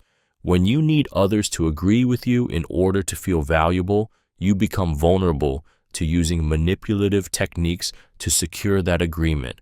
But when your sense of worth comes from alignment with your deepest values and authentic purpose, you become free to influence others without attachment to specific outcomes. Internal authority allows for what we might call outcome-independent influence, the ability to share your perspective, offer your gifts, and exercise your capabilities without needing others to respond in particular ways. This freedom from attachment to results paradoxically makes your influence more powerful because it removes the energetic desperation that causes people to resist manipulation. When others sense that you genuinely want what is best for them rather than what is best for you, they become much more open to your input. The cultivation of wisdom becomes inseparable from the practice of ethical influence. Wisdom here means not just intellectual understanding, but the integrated capacity to perceive what each situation truly requires, to distinguish between short-term and long-term welfare, to recognize when influence serves growth and when it serves dependency. The wise influencer sometimes refuses to give people what they want in order to help them discover what they truly need. They sometimes allow others to struggle with difficulties rather than rescuing them, knowing that the struggle itself provides essential learning. Perhaps, most importantly, the path of redemption requires ongoing commitment to your own continued growth and self-awareness. The moment you believe you have mastered ethical influence is the moment you become vulnerable to its corruptions. The wise influencer maintains what Zen Buddhism calls beginner's mind, remaining curious about their own motivations, humble about their understanding, and open to feedback about their impact on others. The redeemed influencer discovers that the highest form of influence is often no influence at all, simply being so authentically yourself that your presence creates permission for others to become more authentically themselves. This presence-based influence operates not through technique, but through the transformational power of genuine human connection.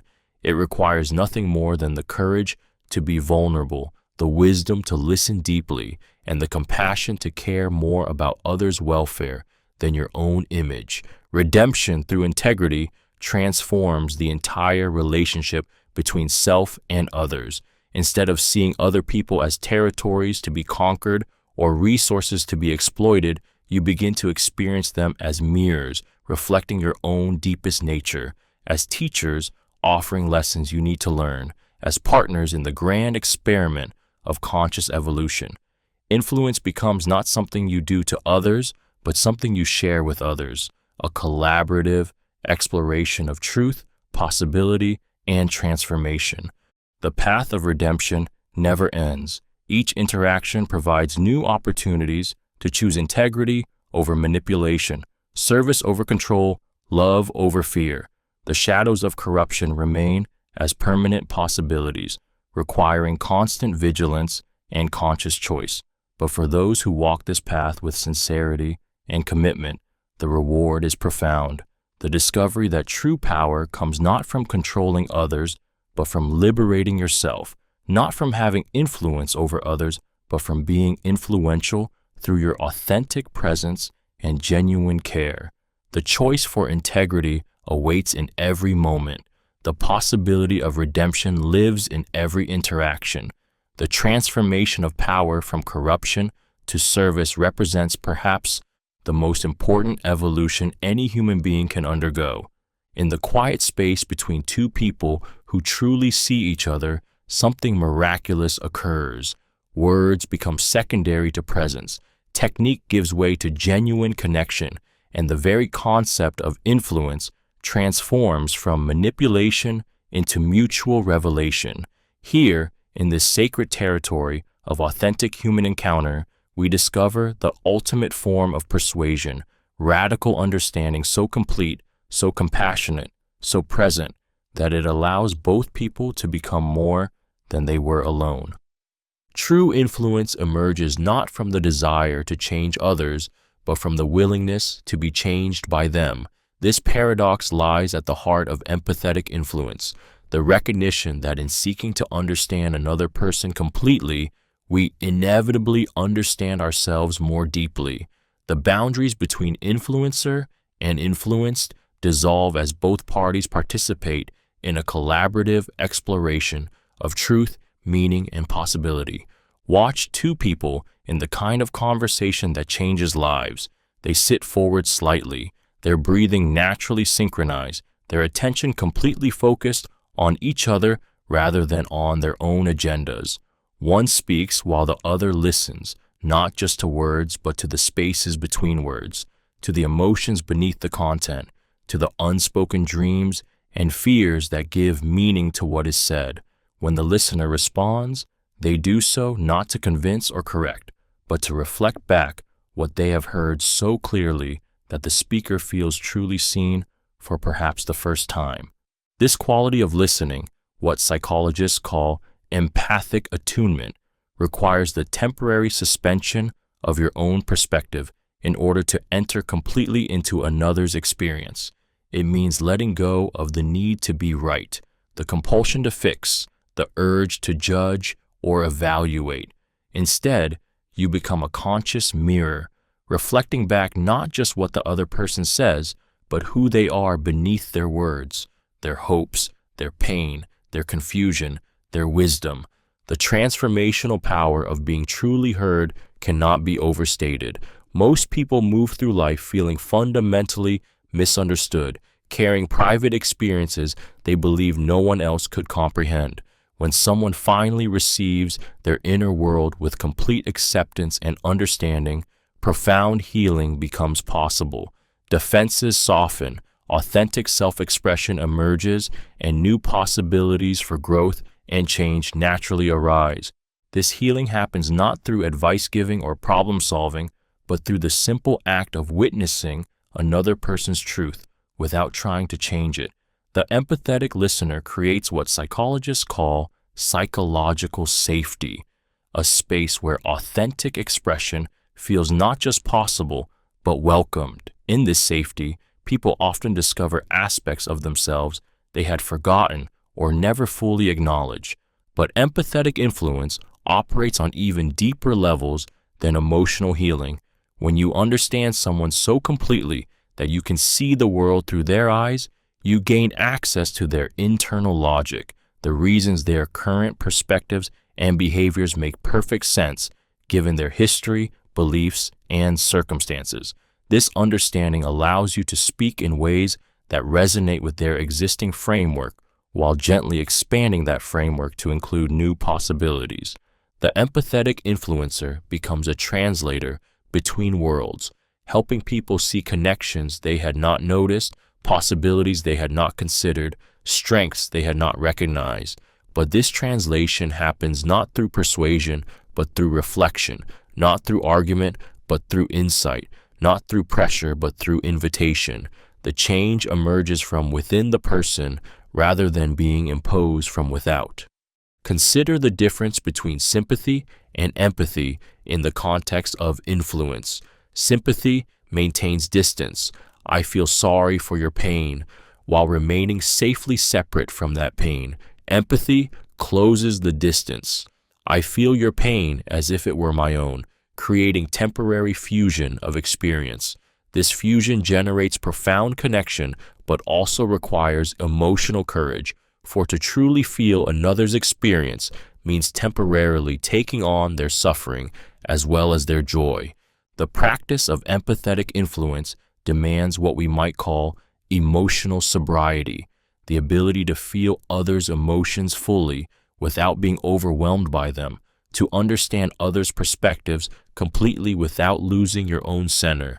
This requires developing what psychologists call differentiation, the capacity to be close to others without becoming enmeshed with them, to care deeply without taking responsibility for others' choices and consequences. Empathetic influence also requires recognizing the limits of your understanding. No matter how deeply you listen, how completely you attune, how sensitively you respond, you can never fully comprehend another person's inner world. This humility about the boundaries of empathy prevents the arrogance that leads to assumption, projection, and subtle forms of manipulation disguised as understanding. The most profound empathetic influence often happens through questions rather than statements, through curiosity rather than certainty, through exploration rather than explanation. The empathetic influencer might ask, what would it feel like if you truly believed you deserved happiness? Or, what becomes possible when you imagine yourself as someone who takes healthy risks? These questions invite self-discovery rather than demanding acceptance of external perspectives. The transformation that results from empathetic influence is always mutual. As you seek to understand others deeply, you inevitably confront aspects of human nature that exist within yourself. The person's fear mirrors your own fear. Their courage reflects your own potential. Their confusion illuminates your own areas of uncertainty. The attempt to see them clearly becomes a journey towards seeing yourself clearly. This mutuality distinguishes empathetic influence from other forms of persuasion. Instead of one person acting upon another, both people participate in a shared process of discovery and growth. The influencer learns as much as they teach, receives as much as they give, changes as much as they facilitate change in others. The relationship becomes collaborative rather than hierarchical, transformational rather than transactional. Perhaps most importantly, empathetic influence operates through presence rather than technique. While other forms of persuasion rely on specific methods and strategies, empathetic influence emerges naturally from the quality of attention and care you bring to the interaction. The techniques become secondary to the authenticity of your desire to understand and serve the other person's highest welfare. The ultimate goal of empathetic influence is not to get others to do what you want, but to help them discover what they truly want at the deepest level. This might align with your hopes for them, or it might lead in directions you never anticipated. The empathetic influencer learns to trust the wisdom that emerges from authentic self-discovery, even when that wisdom challenges their own preferences and assumptions. In the end, influence as empathy reveals itself as perhaps the most radical form of love, the willingness to truly see another person, to care about their authentic welfare more than your own agenda, to trust their capacity for wisdom and growth even when they cannot see it themselves. This love transforms not just the person receiving it, but the person offering it, creating ripples of transformation that extend far beyond any single conversation or relationship. The quiet conversation continues. Two people change each other through the simple act of truly listening. In this sacred exchange, the ultimate secret of influence reveals itself. The more genuinely you seek to understand others, the more naturally they open to being influenced by your authentic care. Every human being wears masks. We craft them carefully, lovingly, desperately, elaborate personas designed to win approval, avoid rejection, maintain control, or simply survive in a world that often seems to punish authenticity. These masks become so integral to our identity that we forget we are wearing them, so seamlessly integrated into our self-image that we believe the mask is the face, the performance is the person, the image is the identity. But there comes a moment in every awakened life when the exhaustion of performance becomes unbearable, when the cost of maintaining false selves exceeds the benefits they provide, when the soul's hunger for authentic expression overwhelms the ego's need for protection. In this moment, we face the most terrifying and liberating choice of human existence, the decision to remove the mask and discover what lies beneath. The paradox of authentic influence begins here, in this space between mask and mirror. For years, perhaps decades, we have believed that influence requires careful image management, strategic self-presentation, and the ability to become whatever others need us to be. We have learned to read rooms and adjust our personas accordingly, to emphasize certain aspects of our personality while hiding others, to project confidence when we feel uncertainty, strength when we feel vulnerability, knowledge when we feel confusion. This performative approach to influence does work, but only to a point. Like a debt that compounds over time, the energy required to maintain multiple versions of yourself eventually becomes unsustainable.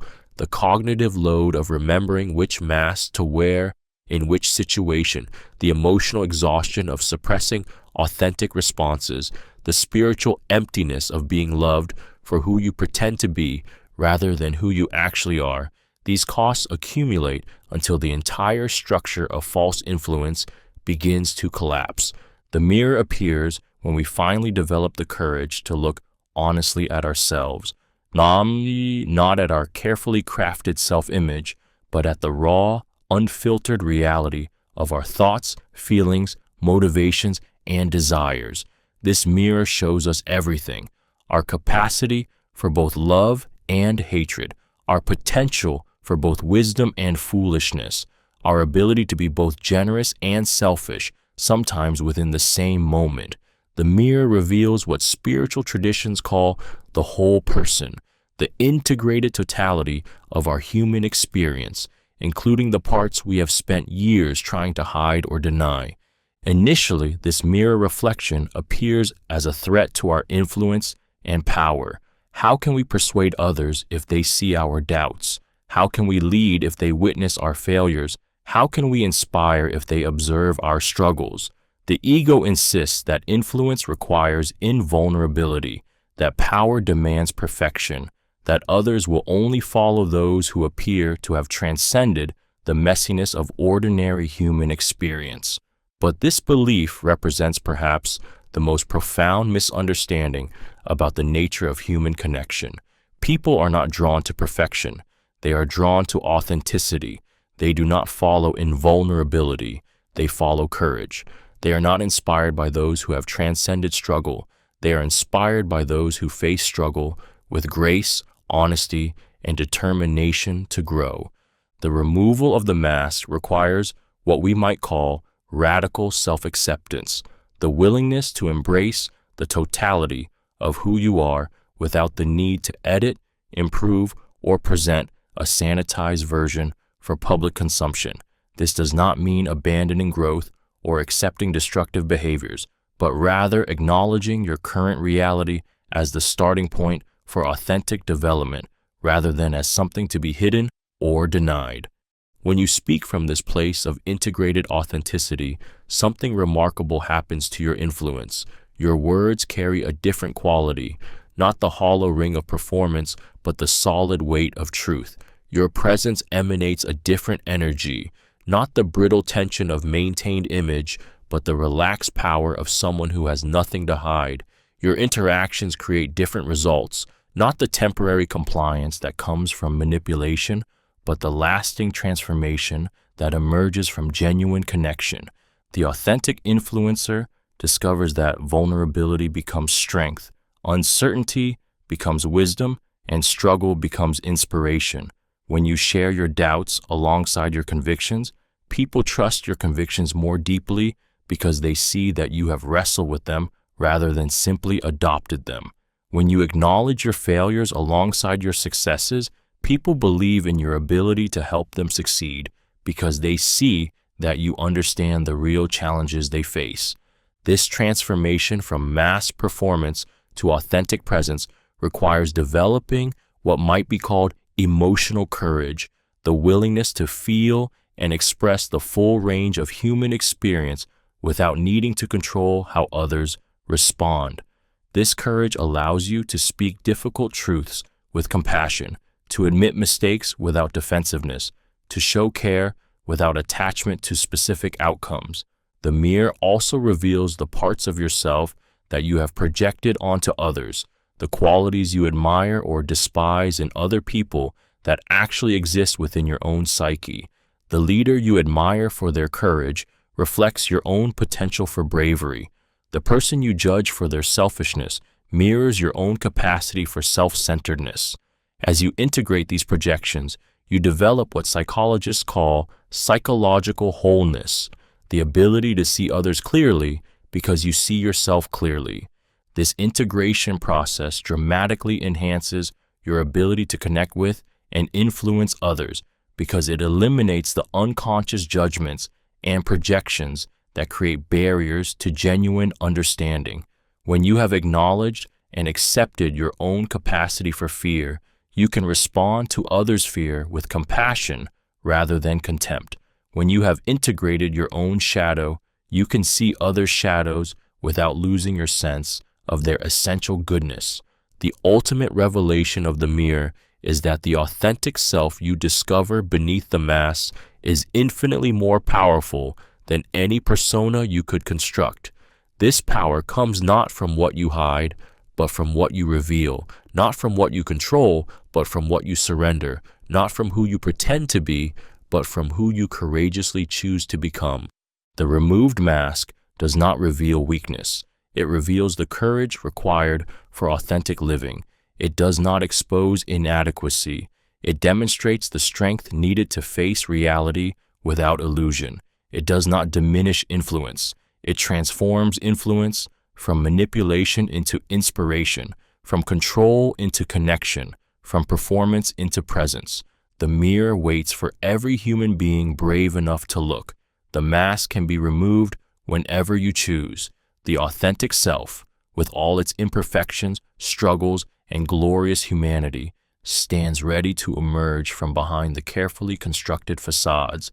And in that emergence lies the secret of true influence, the power that comes not from hiding your truth, but from having the courage to live it, share it, and invite others to discover their own authentic power through witnessing yours. The light emerges from shadow not by denying the darkness, but by embracing it, integrating it, and choosing to shine anyway. This is the beginning of influence that transforms rather than manipulates, that heals rather than harms, that serves love rather than fear. Trust is the invisible currency of human relationship, the foundation upon which all meaningful influence rests. Unlike power that can be seized or authority that can be granted, trust must be earned through the patient alchemy of consistent action aligned with authentic intention. It cannot be demanded, purchased, or manufactured, only cultivated through the slow, careful process of showing up authentically, repeatedly, over time. The alchemy of trust begins with what psychologists call congruence, the alignment between your inner experience and outer expression, between what you think, feel, say, and do. When these elements flow together in harmony, you create what others experience as reliability and authenticity. But when they fall out of alignment, when your words contradict your feelings, your actions contradict your values, or your public persona contradicts your private reality, trust erodes, sometimes imperceptibly, but always inevitably. Consider the profound vulnerability required for trust to emerge. To trust someone means to risk being disappointed, betrayed, or harmed by them. It means choosing to believe in their good intentions despite the possibility that those intentions might change or prove false. This vulnerability makes trust precious precisely because it is fragile, easily broken, slowly built, and impossible to rebuild once shattered without extraordinary commitment from both parties. The first element in trust's alchemy is transparency, the willingness to be known rather than merely admired. This means sharing not just your successes, but your struggles, not just your certainties, but your doubts, not just your strengths, but your growth edges. When people can see your humanity, they begin to believe in your authenticity.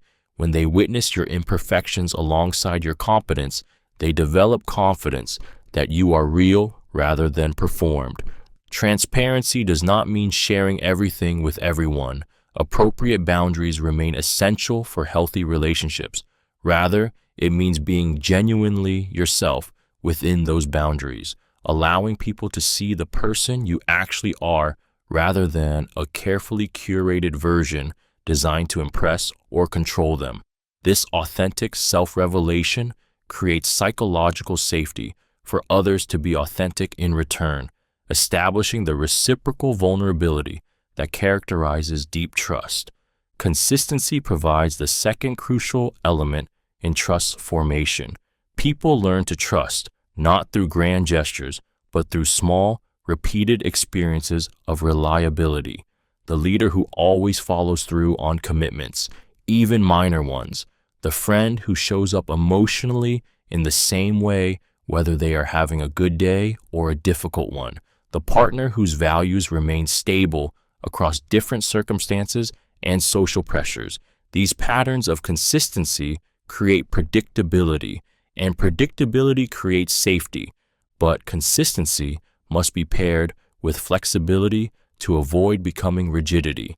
The trustworthy person remains true to their core values while adapting their methods to serve different situations and relationships. They maintain their essential character while growing and evolving in response to new experiences and insights. This combination of stability and growth creates what might be called dynamic consistency, reliability that encompasses change rather than resisting it. The third element in trust's alchemy involves competence, the demonstration that you possess the knowledge, skills, and judgment necessary to fulfill your commitments and responsibilities. People may like you and believe in your good intentions, but they will not trust you with important matters unless they have confidence in you to handle them effectively. This competence must be earned through demonstrated results over time, not claimed through credentials or promises. Competence in building trust also requires what we might call relational intelligence, the ability to understand how your actions affect others and to take responsibility for those impacts. This means developing sensitivity to others' needs, boundaries, and communication styles, and adjusting your behavior accordingly while maintaining your authenticity. The person who bulldozes through relationships with good intentions but poor awareness will struggle to build trust, regardless of their technical skills or moral character. Perhaps most importantly, trust requires what might be called emotional integrity, the alignment between your emotional responses and your stated values. This means feeling and expressing emotions that are appropriate to the situation, rather than performing emotions you think others want to see, or suppressing emotions that might make others uncomfortable. When your emotional responses feel genuine and proportionate, others begin to trust not just your words, but your heart. Emotional integrity also involves taking responsibility for your emotional state rather than making others responsible for managing your feelings. The person who requires constant reassurance, who takes everything personally, or who uses their emotions to manipulate others will find that trust erodes even when their intentions are good. Emotional maturity, the ability to feel deeply while maintaining perspective and choice about how to respond, creates the psychological safety necessary for others to trust you with their own emotional vulnerability. The vulnerability that builds trust must be calibrated to the relationship and situation. Sharing too much too quickly can overwhelm others or suggest poor boundaries. Sharing too little for too long can create distance and prevent intimacy from developing. The art lies in gradually increasing vulnerability in response to others' demonstrated trustworthiness, while inviting them to reciprocate at their own pace. This calibrated vulnerability creates what psychologists call trust spirals, positive cycles, where one person's authentic sharing invites the other person to share more authentically, which creates deeper connection and greater trust, which enables even more authentic sharing. These spirals transform superficial relationships into meaningful connections and good relationships into profound bonds. The alchemy of trust also requires forgiveness, both the ability to forgive others' inevitable mistakes and the willingness to ask for forgiveness when you fall short of your own standards. Trust does not require perfection. It requires accountability. When you acknowledge your errors honestly, take responsibility for their impact, and make genuine efforts to repair any damage, trust often emerges stronger than before the mistake occurred. But forgiveness must be balanced with discernment. While everyone deserves compassion for their humanity, not everyone has earned the right to your continued trust. The person who repeatedly violates boundaries, who shows no genuine remorse for their harmful actions, or who uses your forgiveness as permission to continue damaging behavior, has demonstrated that they are not currently trustworthy, regardless of your capacity for forgiveness.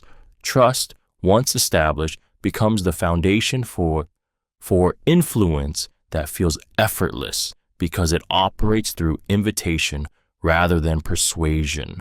When people trust you, they seek your perspective rather than resist it, welcome your feedback rather than defend against it, and consider your suggestions because they believe you have their best interests at heart.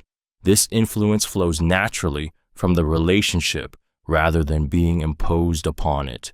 The ultimate recognition in trust alchemy is that building trust with others requires first learning to trust yourself, to rely on your own perceptions, honor your own values, and follow through on your own commitments to yourself. The person who cannot trust themselves to act with integrity will inevitably struggle to inspire trust in others, because the internal incongruence will eventually manifest in external inconsistencies. Trust transforms influence from manipulation into collaboration, from power over others into power with others, from getting what you want into creating what serves everyone involved. In this transformation lies the secret of sustainable influence, the kind that enhances rather than depletes, that builds rather than destroys, that serves love rather than fear. The alchemy continues, one authentic interaction at a time, one kept promise at a time, one moment of genuine presence at a time. In this patient work of trust building lies the foundation for influence that transforms not just outcomes, but relationships, not just behaviors, but hearts. In the spaces between words, in the quality of presence that precedes speech, in the electromagnetic field of consciousness that surrounds authentic being, lies a form of influence so subtle and profound that it operates below the threshold of conscious awareness, yet shapes the deepest levels of human connection. This is the silent power, the capacity to influence through being rather than doing, through presence rather than performance, through the simple yet extraordinary act of showing up fully to each moment of human encounter. Influence doesn't speak, it radiates. Consider the person who enters a room and somehow changes its energy without saying a word. They may be quiet, even unremarkable in appearance, yet something about their presence creates ripples of calm, clarity, or inspiration that affect everyone around them. This influence operates through channels that bypass the rational mind entirely, speaking directly to the nervous system, the intuitive intelligence, the soul's capacity to recognize authenticity when it encounters it. This silent power emerges from what we might call presence density, the degree to which someone is fully inhabiting their own experience in each moment. Most people scatter their attention across multiple timelines simultaneously, dwelling in regrets from the past, anxieties about the future, fantasies about different presents. But the person who cultivates presence learns to gather their consciousness into the eternal now, creating a quality of attention so complete and focused that others can feel it like warmth from a fire. Presence begins with breath, not the automatic, unconscious breathing that sustains biological function, but conscious breathing that connects mind and body, thought and sensation, internal experience, and external engagement. When you breathe with awareness, your nervous system shifts from the scattered reactivity of stress response into the grounded calm of parasympathetic activation. This physiological shift creates an energetic field that others unconsciously attune to, feeling safer and more present themselves in your company. The cultivation of stillness within movement represents another dimension of silent power. This does not mean physical motionlessness, but rather an inner stability that remains constant regardless of external circumstances. Like the eye of a hurricane, this stillness provides a point of peace and clarity around which others can organize their own scattered energies. People are drawn to this stillness because it offers relief from the constant mental chatter and emotional turbulence that characterizes most human experience. Eye contact becomes a vehicle for silent influence when it carries the quality of genuine seeing rather than strategic looking. Most eye contact in human interaction serves social functions, showing attention, indicating turn-taking in conversation, demonstrating respect or dominance. But the eye contact that transmits silent power operates differently. It sees not just the surface presentation, but the essence of the person behind it, offering recognition of their fundamental worth and humanity without judgment or agenda. This quality of seeing can be profoundly healing for those who receive it. Most people move through life feeling essentially invisible, convinced that others see only their roles, functions, or problems rather than their true selves. When someone finally sees them, really sees them, it creates a moment of profound validation that can shift their entire sense of self-worth and possibility. This seeing requires nothing more than the willingness to look beyond appearances to the deeper reality of human consciousness. The silent power also expresses itself through what might be called energetic holding, the ability to remain centered and compassionate in the presence of others' difficult emotions without trying to fix, change, or escape them. This holding creates psychological safety for authentic expression because it communicates that whatever arises will be met with acceptance rather than judgment, curiosity rather than fear, love rather than rejection. Most people, when confronted with others' pain, anger, or confusion, either try to make it go away through advice, distraction, or reassurance, or they protect themselves by withdrawing emotionally or physically. But the person who has developed silent power learns to simply be present with whatever emotions arise, neither pushing them away nor getting lost in them. This presence provides the stable container within which healing and transformation naturally occur. Silence itself becomes a tool of profound influence when it carries the quality of spacious awareness rather than empty void. Most silence in human interaction feels awkward because it is filled with discomfort, judgment, or the pressure to fill it with words. But conscious silence, silence that emerges from presence rather than absence, creates space for deeper truths to emerge, for genuine connection to develop, for the soul's wisdom to surface from beneath the noise of everyday mental activity. This conscious silence invites others into their own depth, When someone maintains loving presence without the need to fill space with words, it gives others permission to slow down, go deeper, and access parts of themselves that are usually hidden beneath social performance.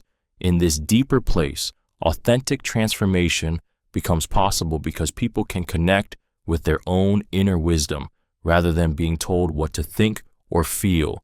The silent power operates through what systems theorists call morphic resonance, the tendency for patterns of being to transmit themselves across space and time through subtle energetic fields.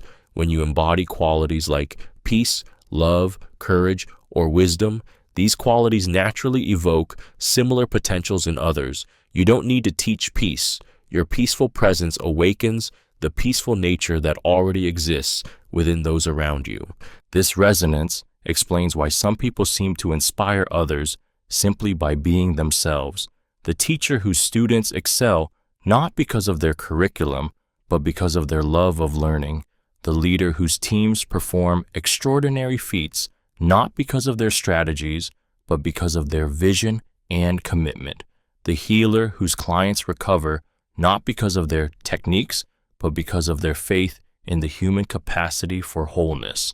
Perhaps most importantly, silent power requires the dissolution of the need to be seen as powerful. True presence emerges only when the ego's agenda for recognition, control, or validation dissolves into genuine care for others' well-being. This dissolution creates what spiritual traditions call selfless service, action that flows from love rather than need, from abundance rather than scarcity, from wisdom rather than ego. The development of silent power requires extensive inner work, meditation, contemplation, therapy, spiritual practice, or other methods of self-exploration that create deeper self-awareness and emotional integration. This inner development cannot be faked or performed. It must be lived into through sustained commitment to growth and truth. But for those willing to undertake this journey, the rewards extend far beyond personal transformation to include the capacity to serve others' awakening through the simple power of authentic presence. The silent power recognizes that the most profound influence often happens in moments when nothing seems to be happening at all, in the quality of listening that allows someone to feel truly heard, in the steadiness of presence that allows someone to feel safe enough to be vulnerable, in the unconditional love that allows someone to remember their own essential goodness. In a world filled with noise, performance, and aggressive persuasion, the silent power stands as a reminder that true influence emerges not from what we do to others, but from what we become within ourselves. It whispers the ancient truth that transformation happens not through force, but through invitation, not through pressure, but through presence, not through words, but through the quality of being that lies beneath all words. The silence speaks, the stillness moves, the presence influences everything it touches, without effort, without agenda, without the need to be anything other than what it authentically is. There exists a language that transcends words, that speaks directly from consciousness to consciousness, from heart to heart, from soul to soul. This is the language that carries the ultimate influence, not the influence of manipulation or control, but the influence of recognition, awakening, and love.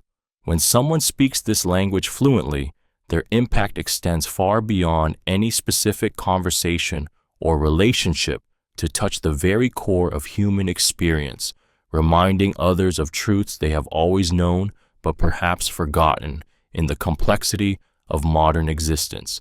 The language of the soul is spoken not through carefully crafted phrases, but through the quality of truth and compassion that infuses every form of communication. It transforms ordinary words into vehicles for extraordinary transmission, everyday gestures into expressions of universal love, simple presence into profound healing. This language requires no special vocabulary, no sophisticated techniques, no advanced training, only the courage to speak from the deepest place of authenticity and care. When someone speaks the language of the soul, something shifts in the atmosphere of interaction. The conversation moves from the superficial exchange of information to the profound sharing of essence. Words become doorways rather than barriers, revealing rather than concealing the deeper realities they attempt to express.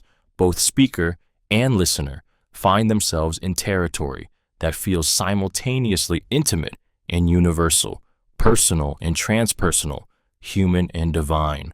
This language emerges naturally when three conditions align: absolute honesty about your own experience, unconditional compassion for others' experience, and complete presence to the moment of connection. These conditions cannot be performed or manufactured. They must be cultivated through sustained inner work that transforms not just what you say, but who you are when you say it. Absolute honesty begins with the willingness to acknowledge and express your actual experience rather than the experience you think you should have or the experience others want you to have.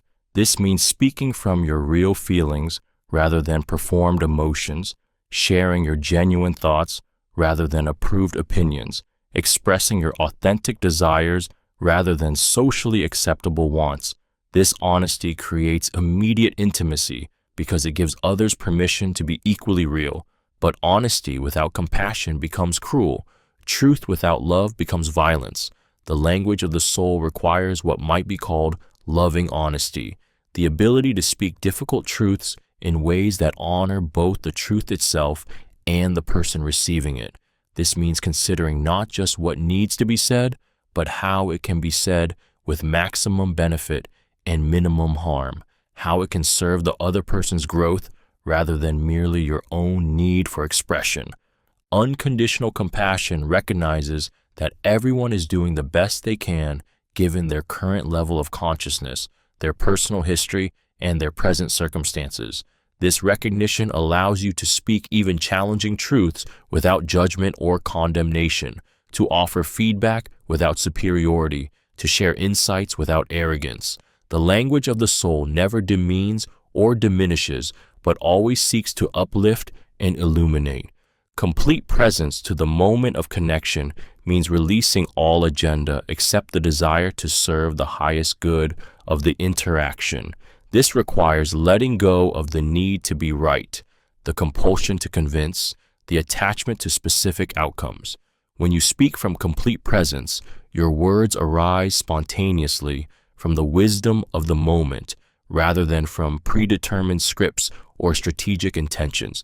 The language of the soul often expresses itself through metaphor and story rather than through direct statement or logical argument. Stories bypass the rational mind's defenses and speak directly to the imagination and heart. They allow complex truths to be communicated in forms that can be received, understood, and integrated without triggering resistance or defensive reactions. The parable, the teaching tale, the personal anecdote shared with vulnerability. These become vehicles for transmitting wisdom across the barriers that separate one consciousness from another. This language also speaks through silence, not empty silence, but pregnant silence, filled with love, acceptance, and presence. Sometimes the most profound communication happens in the spaces between words, in the quality of attention that holds another person's experience without needing to change, fix, or improve it. This silence creates space for others to hear their own inner wisdom, to access their own deeper knowing, to connect with the truth that lives within them. When someone receives communication in the language of the soul, they often report feeling seen in a way that goes beyond ordinary recognition. They feel that their essential nature has been perceived and honored, that their deepest struggles have been understood with compassion, that their highest potential has been recognized and called forth. This recognition creates what psychologists call corrective emotional experience, healing that happens at the level of core identity rather than mere symptom relief.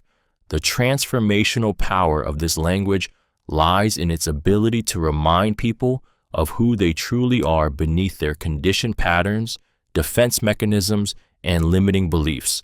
The soul speaker serves as a mirror reflecting back the other person's inherent wholeness, wisdom, and capacity for love.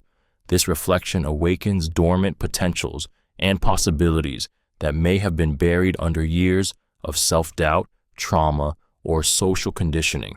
Perhaps most remarkably, the language of the soul creates what might be called mutual awakening, transformation that occurs in both speaker and listener simultaneously.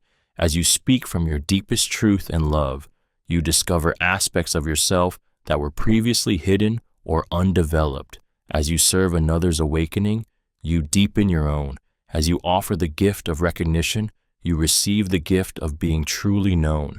The influence becomes circular, reciprocal, co-creative.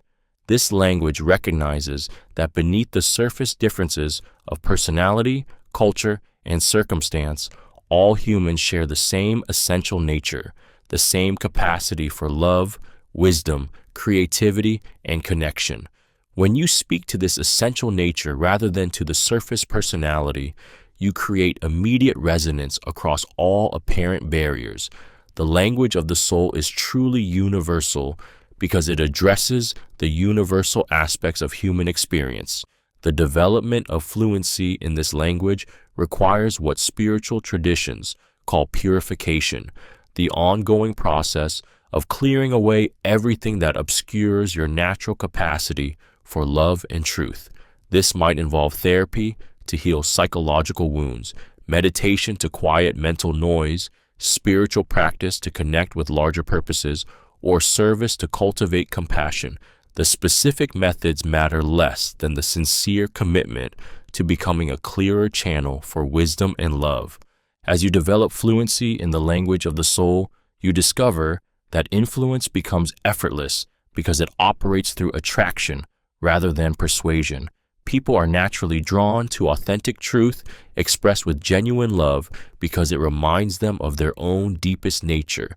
They seek your perspective, not because you have convinced them to, but because you have awakened their own inner knowing. They change, not because you have pressured them to, but because you have shown them possibilities they want to explore. The ultimate recognition in learning this language is that you are not creating the truth you speak, but discovering it, not manufacturing the love you express, but uncovering it, not developing new capacities, but remembering ancient ones that have always been your birthright. The language of the soul speaks itself through you when you become transparent enough, loving enough, present enough to allow it passage. In this transparency lies the secret of influence that transforms rather than manipulates, that heals rather than harms, that serves the evolution of consciousness rather than the aggrandizement of ego. The language of the soul whispers the ultimate truth. We are all connected. We are all loved. We are all whole. And we are all capable of remembering and expressing this truth through every word we speak and every breath we take. You can't control truth. You can only become it. This recognition marks the culmination of our journey through the labyrinth of lies, the psychology of deception, the ethics of influence, and the power of authentic presence. After exploring every technique for detecting falsehood and every method for wielding influence, we arrive at the ultimate understanding. True mastery lies not in the ability to manipulate truth, but in the courage to embody it, not in the skill to read others perfectly, but in the wisdom to see yourself clearly, not in the power to control outcomes, but in the freedom to act with integrity regardless of results. The mastery of perception begins with the humbling recognition that perfect knowledge remains forever beyond human reach. No matter how sophisticated your detection skills, how refined your intuitive abilities, or how extensive your psychological understanding, the mystery of human consciousness will always exceed your capacity to decode it completely. Others will always retain the power to surprise you, to act in ways you didn't predict, to reveal depths you hadn't perceived. This limitation is not a failure of your abilities, but a celebration of the infinite complexity and beauty of human nature. This recognition liberates you from the impossible burden of needing to be right about everyone and everything. Instead of seeking certainty, you learn to embrace what might be called comfortable uncertainty, the ability to act wisely in the face of incomplete information, to make decisions based on the best available evidence while remaining open to new data that might change your perspective. This comfort with uncertainty, paradoxically, increases your accuracy because it prevents the premature closure and confirmation bias that distort perception. The master of perception understands that every observation reveals as much about the observer as about the observed. Your ability to see deception in others is limited by your willingness to acknowledge deception within yourself. Your capacity to recognize authentic emotion is constrained by your acceptance of your own emotional life. Your skill at reading others' motivations is bounded by your honesty about your own drives and desires. The development of perceptual mastery therefore becomes inseparable from the journey of self-knowledge and personal growth. This intertwining of outer perception and inner development explains why the most skilled readers of human nature often display profound humility rather than arrogant certainty. They have seen enough of their own shadows to know that judgment corrodes perception, witnessed enough of their own self-deception to know that everyone struggles with honesty, experienced enough of their own transformation to know that people can change in ways that defy prediction. This humility keeps their perception clear because it prevents the distortions that come from superiority and righteousness. The mastery of perception also requires integrating all the capacities we have explored throughout this journey. The physiological awareness that reads stress, signals, and authenticity markers. The psychological understanding that recognizes cognitive patterns and emotional dynamics. The intuitive sensitivity that detects energy fields and felt senses. The ethical framework that distinguishes service from manipulation. The spiritual wisdom that sees the essential humanity beneath all surface presentations. This integration creates what might be called holistic discernment, the ability to receive and synthesize information from multiple channels simultaneously without being overwhelmed by complexity or paralyzed by contradiction. Like a master musician who no longer thinks about individual notes but plays from the heart, the master of perception no longer relies on isolated techniques but responds from integrated wisdom that encompasses thinking, feeling, sensing, and knowing.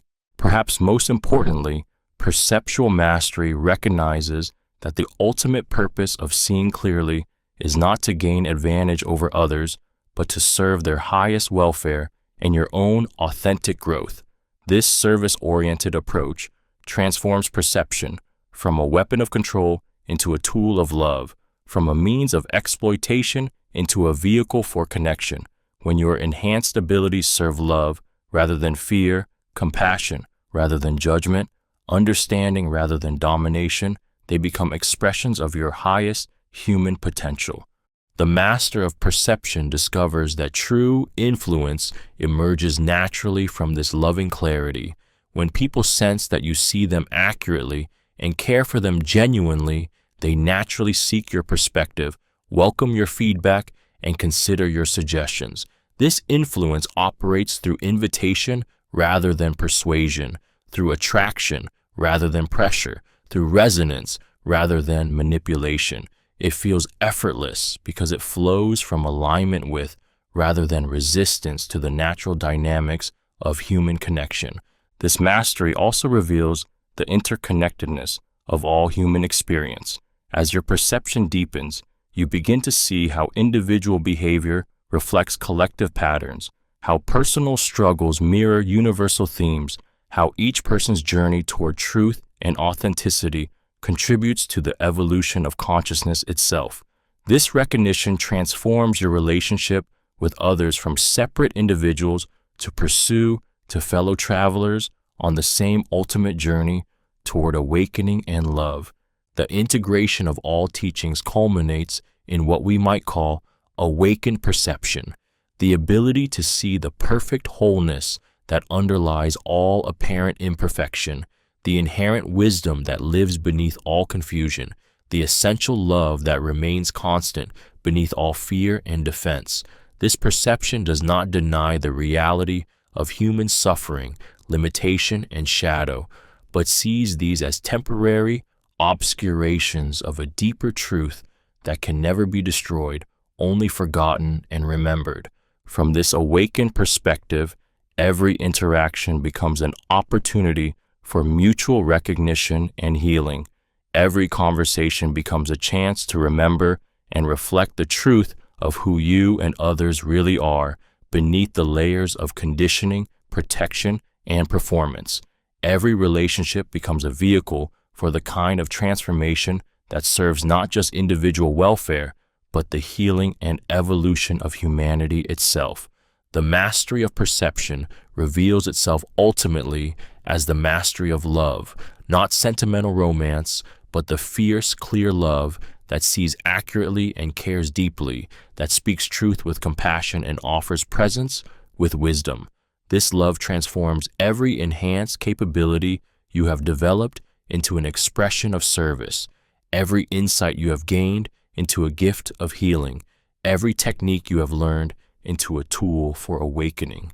As we witness the montage of human life unfolding around us, people communicating across the barriers of difference, healing the wounds of misunderstanding, connecting in the spaces between words, we see the fruit of awakened perception, conversations that transform rather than manipulate, relationships that heal rather than harm, influence that liberates rather than controls, connections that serve the highest good of all involved. The journey that began with learning to spot lies concludes with the recognition that when you learn to see through lies, both others and your own, you no longer need to lie to be powerful. Truth becomes your strength, authenticity becomes your influence, presence becomes your gift. The mastery of perception reveals itself as nothing more and nothing less than the courage to be fully, consciously, lovingly human. The observer is awakened, the decoder is integrated, the influencer is transformed. The master emerges not as one who controls truth, but as one who serves it, not as one who manipulates others, but as one who sees them clearly, not as one who gains power over life, but as one who aligns with the deepest power that life expresses through love, wisdom, and authentic presence. When you learn to see through lies, you no longer need to lie to be powerful. The journey is complete. The mastery is yours. The truth awaits your embodiment. Every empire begins with a story people agreed to believe. The Roman citizen believed in the divine mandate of Caesar. The medieval serf accepted the natural order of nobility. The industrial worker trusted in the promise of prosperity through labor. The modern consumer embraces the equation of happiness with acquisition. Each age constructs its own elaborate mythology, weaving together threads of truth and fiction into narratives so compelling that entire civilizations organize themselves around these stories, often without questioning whether the foundational premises bear any resemblance to reality. But unlike the individual lies we have explored, born from personal fear, desire, or desperation, institutional deception operates on a scale and with a sophistication that transforms falsehood into architecture. Media corporations, multinational businesses, political establishments, and social institutions do not merely tell lies. They construct entire reality frameworks designed to shape public perception, direct collective behavior, and maintain existing power structures. These are not the crude deceptions of desperate individuals, but the refined manipulations of systematic influence. Consider the machinery of modern media manipulation. A single story can be shaped, spun, emphasized, or buried based on strategic considerations that have nothing to do with truth and everything to do with agenda. The same set of facts can be presented as triumph or tragedy, progress or catastrophe, hope or despair, depending on the narrative framework applied. Headlines become weapons of psychological warfare. Photographs are selected for emotional impact rather than representative accuracy, and expert opinions are curated to support predetermined conclusions. The sophistication of this manipulation extends far beyond simple bias or slanted reporting. Public relations firms employ teams of psychologists, neuroscientists, and behavioral economists to craft messages that bypass rational evaluation and speak directly to emotional and unconscious decision-making processes. They understand that humans form opinions first and find supporting evidence later, so they focus on creating powerful first impressions rather than comprehensive information. They know that repetition creates the illusion of truth, that fear motivates more powerfully than hope, and that identity-based messaging triggers tribal loyalty that overrides logical analysis. Corporate deception operates through similar mechanisms, but with different goals. The tobacco industry spent decades funding research designed to create doubt about the health risks of smoking, not to prove safety, but to maintain enough uncertainty to prevent regulatory action. The fossil fuel industry employed identical tactics regarding climate change, using the same scientists, the same techniques, and the same strategy of manufacturing confusion rather than advancing understanding. These campaigns succeeded not by proving their positions true, but by making the truth sufficiently uncertain that people could continue behaving as if the problems didn't exist. The pharmaceutical industry demonstrates perhaps the most sophisticated form of institutional deception through the practice of disease marketing, the creation or expansion of medical conditions in order to sell treatments.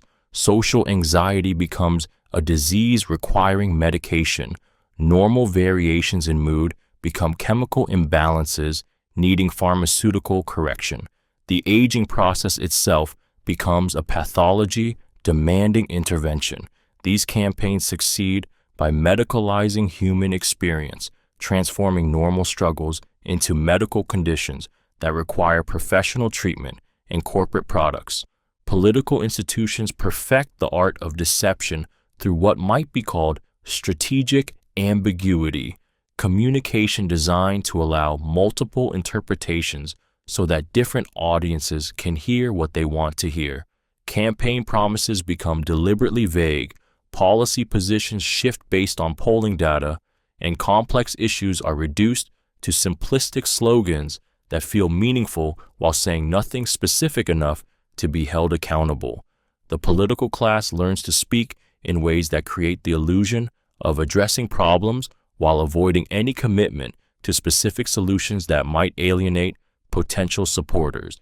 Perhaps most insidiously, these institutional lies become self-reinforcing through what sociologists call manufactured consent, the process by which populations come to support policies and systems that work against their own interests. Through repetition, authority, and social pressure, ideas that serve institutional power become accepted as common sense, natural law, or inevitable reality. The population learns to police itself, defending the very systems that exploit them and attacking those who question the foundational assumptions.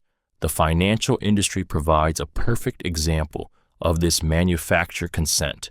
Complex financial instruments that serve primarily to extract wealth from productive economic activity are presented as essential market mechanisms. Speculation that destabilizes economies is reframed as providing liquidity.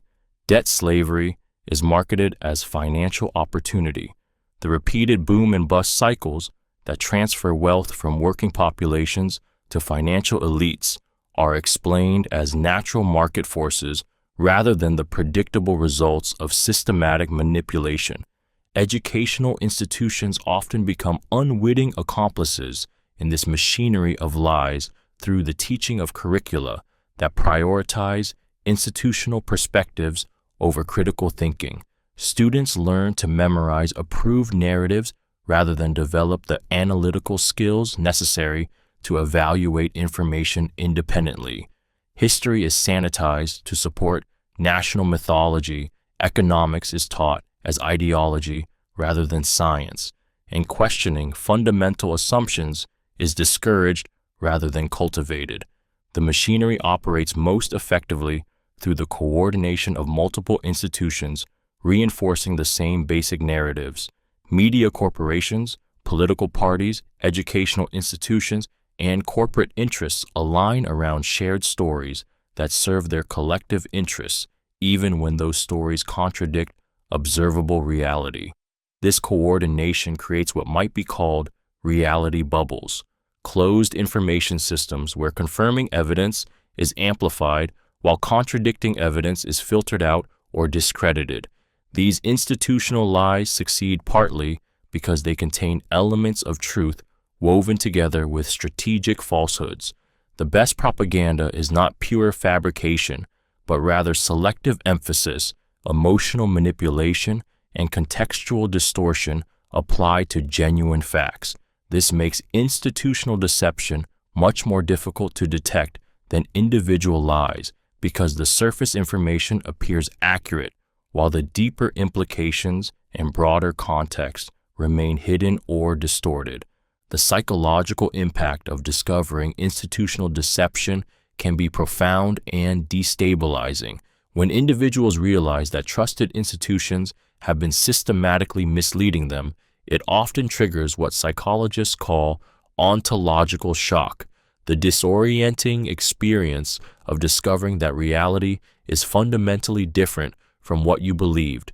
This shock can lead to cynicism, conspiracy thinking, or paralysis, as people struggle to distinguish between legitimate skepticism and paranoid suspicion. Yet, understanding the machinery of institutional lies is essential for developing the collective wisdom necessary to create more truthful social systems.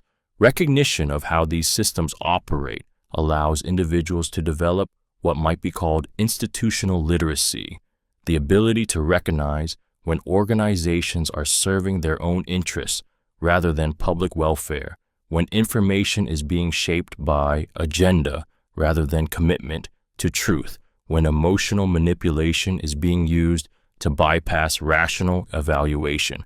The antidote to institutional deception lies not in naive trust or cynical rejection of all institutions, but in developing the critical thinking skills necessary to evaluate information sources, understanding the economic and political incentives that shape institutional behavior, and cultivating direct relationship with reality that cannot be mediated entirely through institutional filters. The machinery of lies is vast, sophisticated, and deeply embedded in the structures that organize modern civilization. But it is not invincible. It depends ultimately on the consent and participation of individuals who can choose to withdraw their belief, question the foundational assumptions, and insist on higher standards of truth and transparency from the institutions that claim to serve them. Every empire begins with a story people agree to believe, but every empire also ends when enough people begin to question whether that story serves truth or merely power. There is a madness that seizes groups, a collective hypnosis that transforms rational, irrational individuals into unconscious participants in shared delusions. In crowds, the careful discernment we have cultivated throughout this journey can vanish like mist before the sun, replaced by the intoxicating certainty of belonging, the seductive power of shared purpose, and the terrible comfort of surrendering individual responsibility to group consciousness. Understanding this phenomenon becomes crucial, not just for maintaining personal truth, but for recognizing how societies can collectively drift away from reality into elaborate constructions of wishful thinking, fear, and projection. The psychology of crowds operates through mechanisms that bypass the individual mind's capacity for critical thinking. When people gather in groups, whether physical crowds or virtual communities, they often experience what psychologists call de-individuation, a temporary loss of individual identity that merges personal consciousness into collective experience. In this merged state, the normal constraints of personal responsibility, rational evaluation, and moral consideration can dissolve, replaced by the group's emotional atmosphere and shared beliefs. Social contagion spreads through crowds with the same viral efficiency as biological contagion, but instead of transmitting disease, it transmits emotions, beliefs, and behaviors. A single person's fear can trigger panic in thousands. One individual's anger can ignite mob violence. A charismatic leader's conviction can inspire mass movements that reshape history. This contagion operates below the threshold of conscious awareness, transmitted through subtle cues of body language, vocal tone, and emotional resonance that activate mirror neurons and create unconscious mimicry of others' internal states. The phenomenon of echo chambers amplifies and distorts this social contagion in ways that make collective self-deception almost inevitable. When groups of like-minded individuals interact primarily with each other, they naturally reinforce each other's existing beliefs while filtering out contradictory information. This creates a feedback loop where initial biases become increasingly extreme through repeated confirmation and emotional reinforcement. The group develops what might be called consensus reality, shared beliefs that feel absolutely true within the group but may have little connection to objective reality. Digital technology has amplified these echo chamber effects exponentially. Social media algorithms designed to maximize engagement naturally serve users content that confirms their existing beliefs and triggers strong emotional responses. The infinite scroll of confirmation bias creates artificial consensus around even the most fringe beliefs, making adherents feel that their views are widely shared when they may actually represent tiny minorities. The algorithm becomes a machine for manufacturing false consensus, creating the illusion of widespread agreement where none actually exists. Collective denial represents perhaps the most dangerous form of crowd illusion because it allows groups to maintain comfortable beliefs in the face of overwhelming contradictory evidence. Climate change denial persists despite scientific consensus because addressing climate change would require lifestyle changes that groups find threatening or uncomfortable. Financial bubbles inflate despite obvious signs of unsustainability because acknowledging the bubble would require abandoning profitable delusions. Collective denial operates by treating uncomfortable truths as attacks on group identity rather than information to be evaluated objectively. The psychological comfort of belonging to a group that shares your worldview can become addictive, creating what might be called reality addiction, the compulsive need to maintain beliefs that preserve group membership even when those beliefs contradict direct experience. Individuals will often choose social acceptance over truth, group harmony over personal integrity, collective comfort over accurate perception. This choice feels rational within the emotional context of group belonging, even when it appears obviously self-destructive from external perspectives.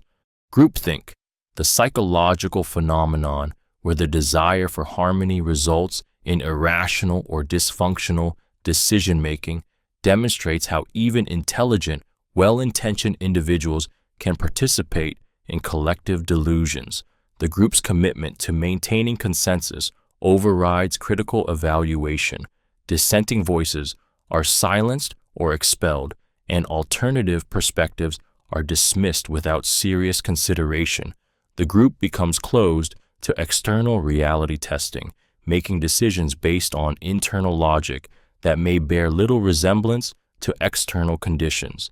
Historical examples of collective illusion reveal the devastating potential of crowd psychology when it operates at scale. The tulip mania in 17th century Holland convinced an entire society that flower bulbs were worth more than houses. The Salem witch trials demonstrated how fear and suggestion could transform a community into a persecution machine.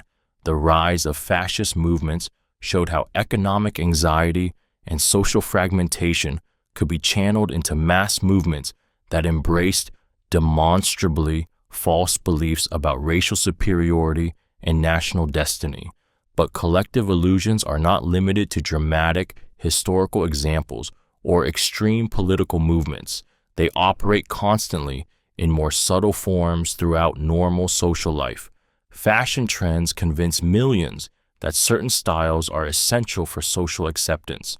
Consumer culture promotes the belief that happiness can be purchased through accumulation of products.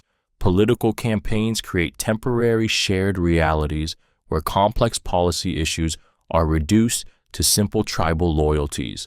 Professional cultures develop groupthink around practices that serve institutional interests rather than stated purposes. The entertainment industry specializes in manufacturing collective illusions designed to capture and direct public attention. Reality television creates fictional narratives presented as authentic experience. Celebrity culture promotes parasocial relationships where audiences feel personally connected to manufactured personas. Social media influencers construct elaborate fantasy lifestyles designed to trigger envy and aspiration rather than genuine inspiration. These manufactured illusions become reference points for real life, distorting people's understanding of normal human experience and achievable happiness. Perhaps most concerning is how collective illusions can become self-fulfilling prophecies that reshape reality to match the delusion. Economic bubbles create temporary prosperity for those who participate early, seeming to validate the underlying belief system until the inevitable collapse. Political movements based on false premises can gain enough power to implement policies that create the conditions they falsely claimed already existed. Marketing campaigns can create genuine demand for products that serve no real need by convincing people that the artificially created need is authentic. The antidote to crowd illusion requires what might be called conscious individuation, the practice of maintaining individual perspective and critical thinking capacity, even while participating in group activities.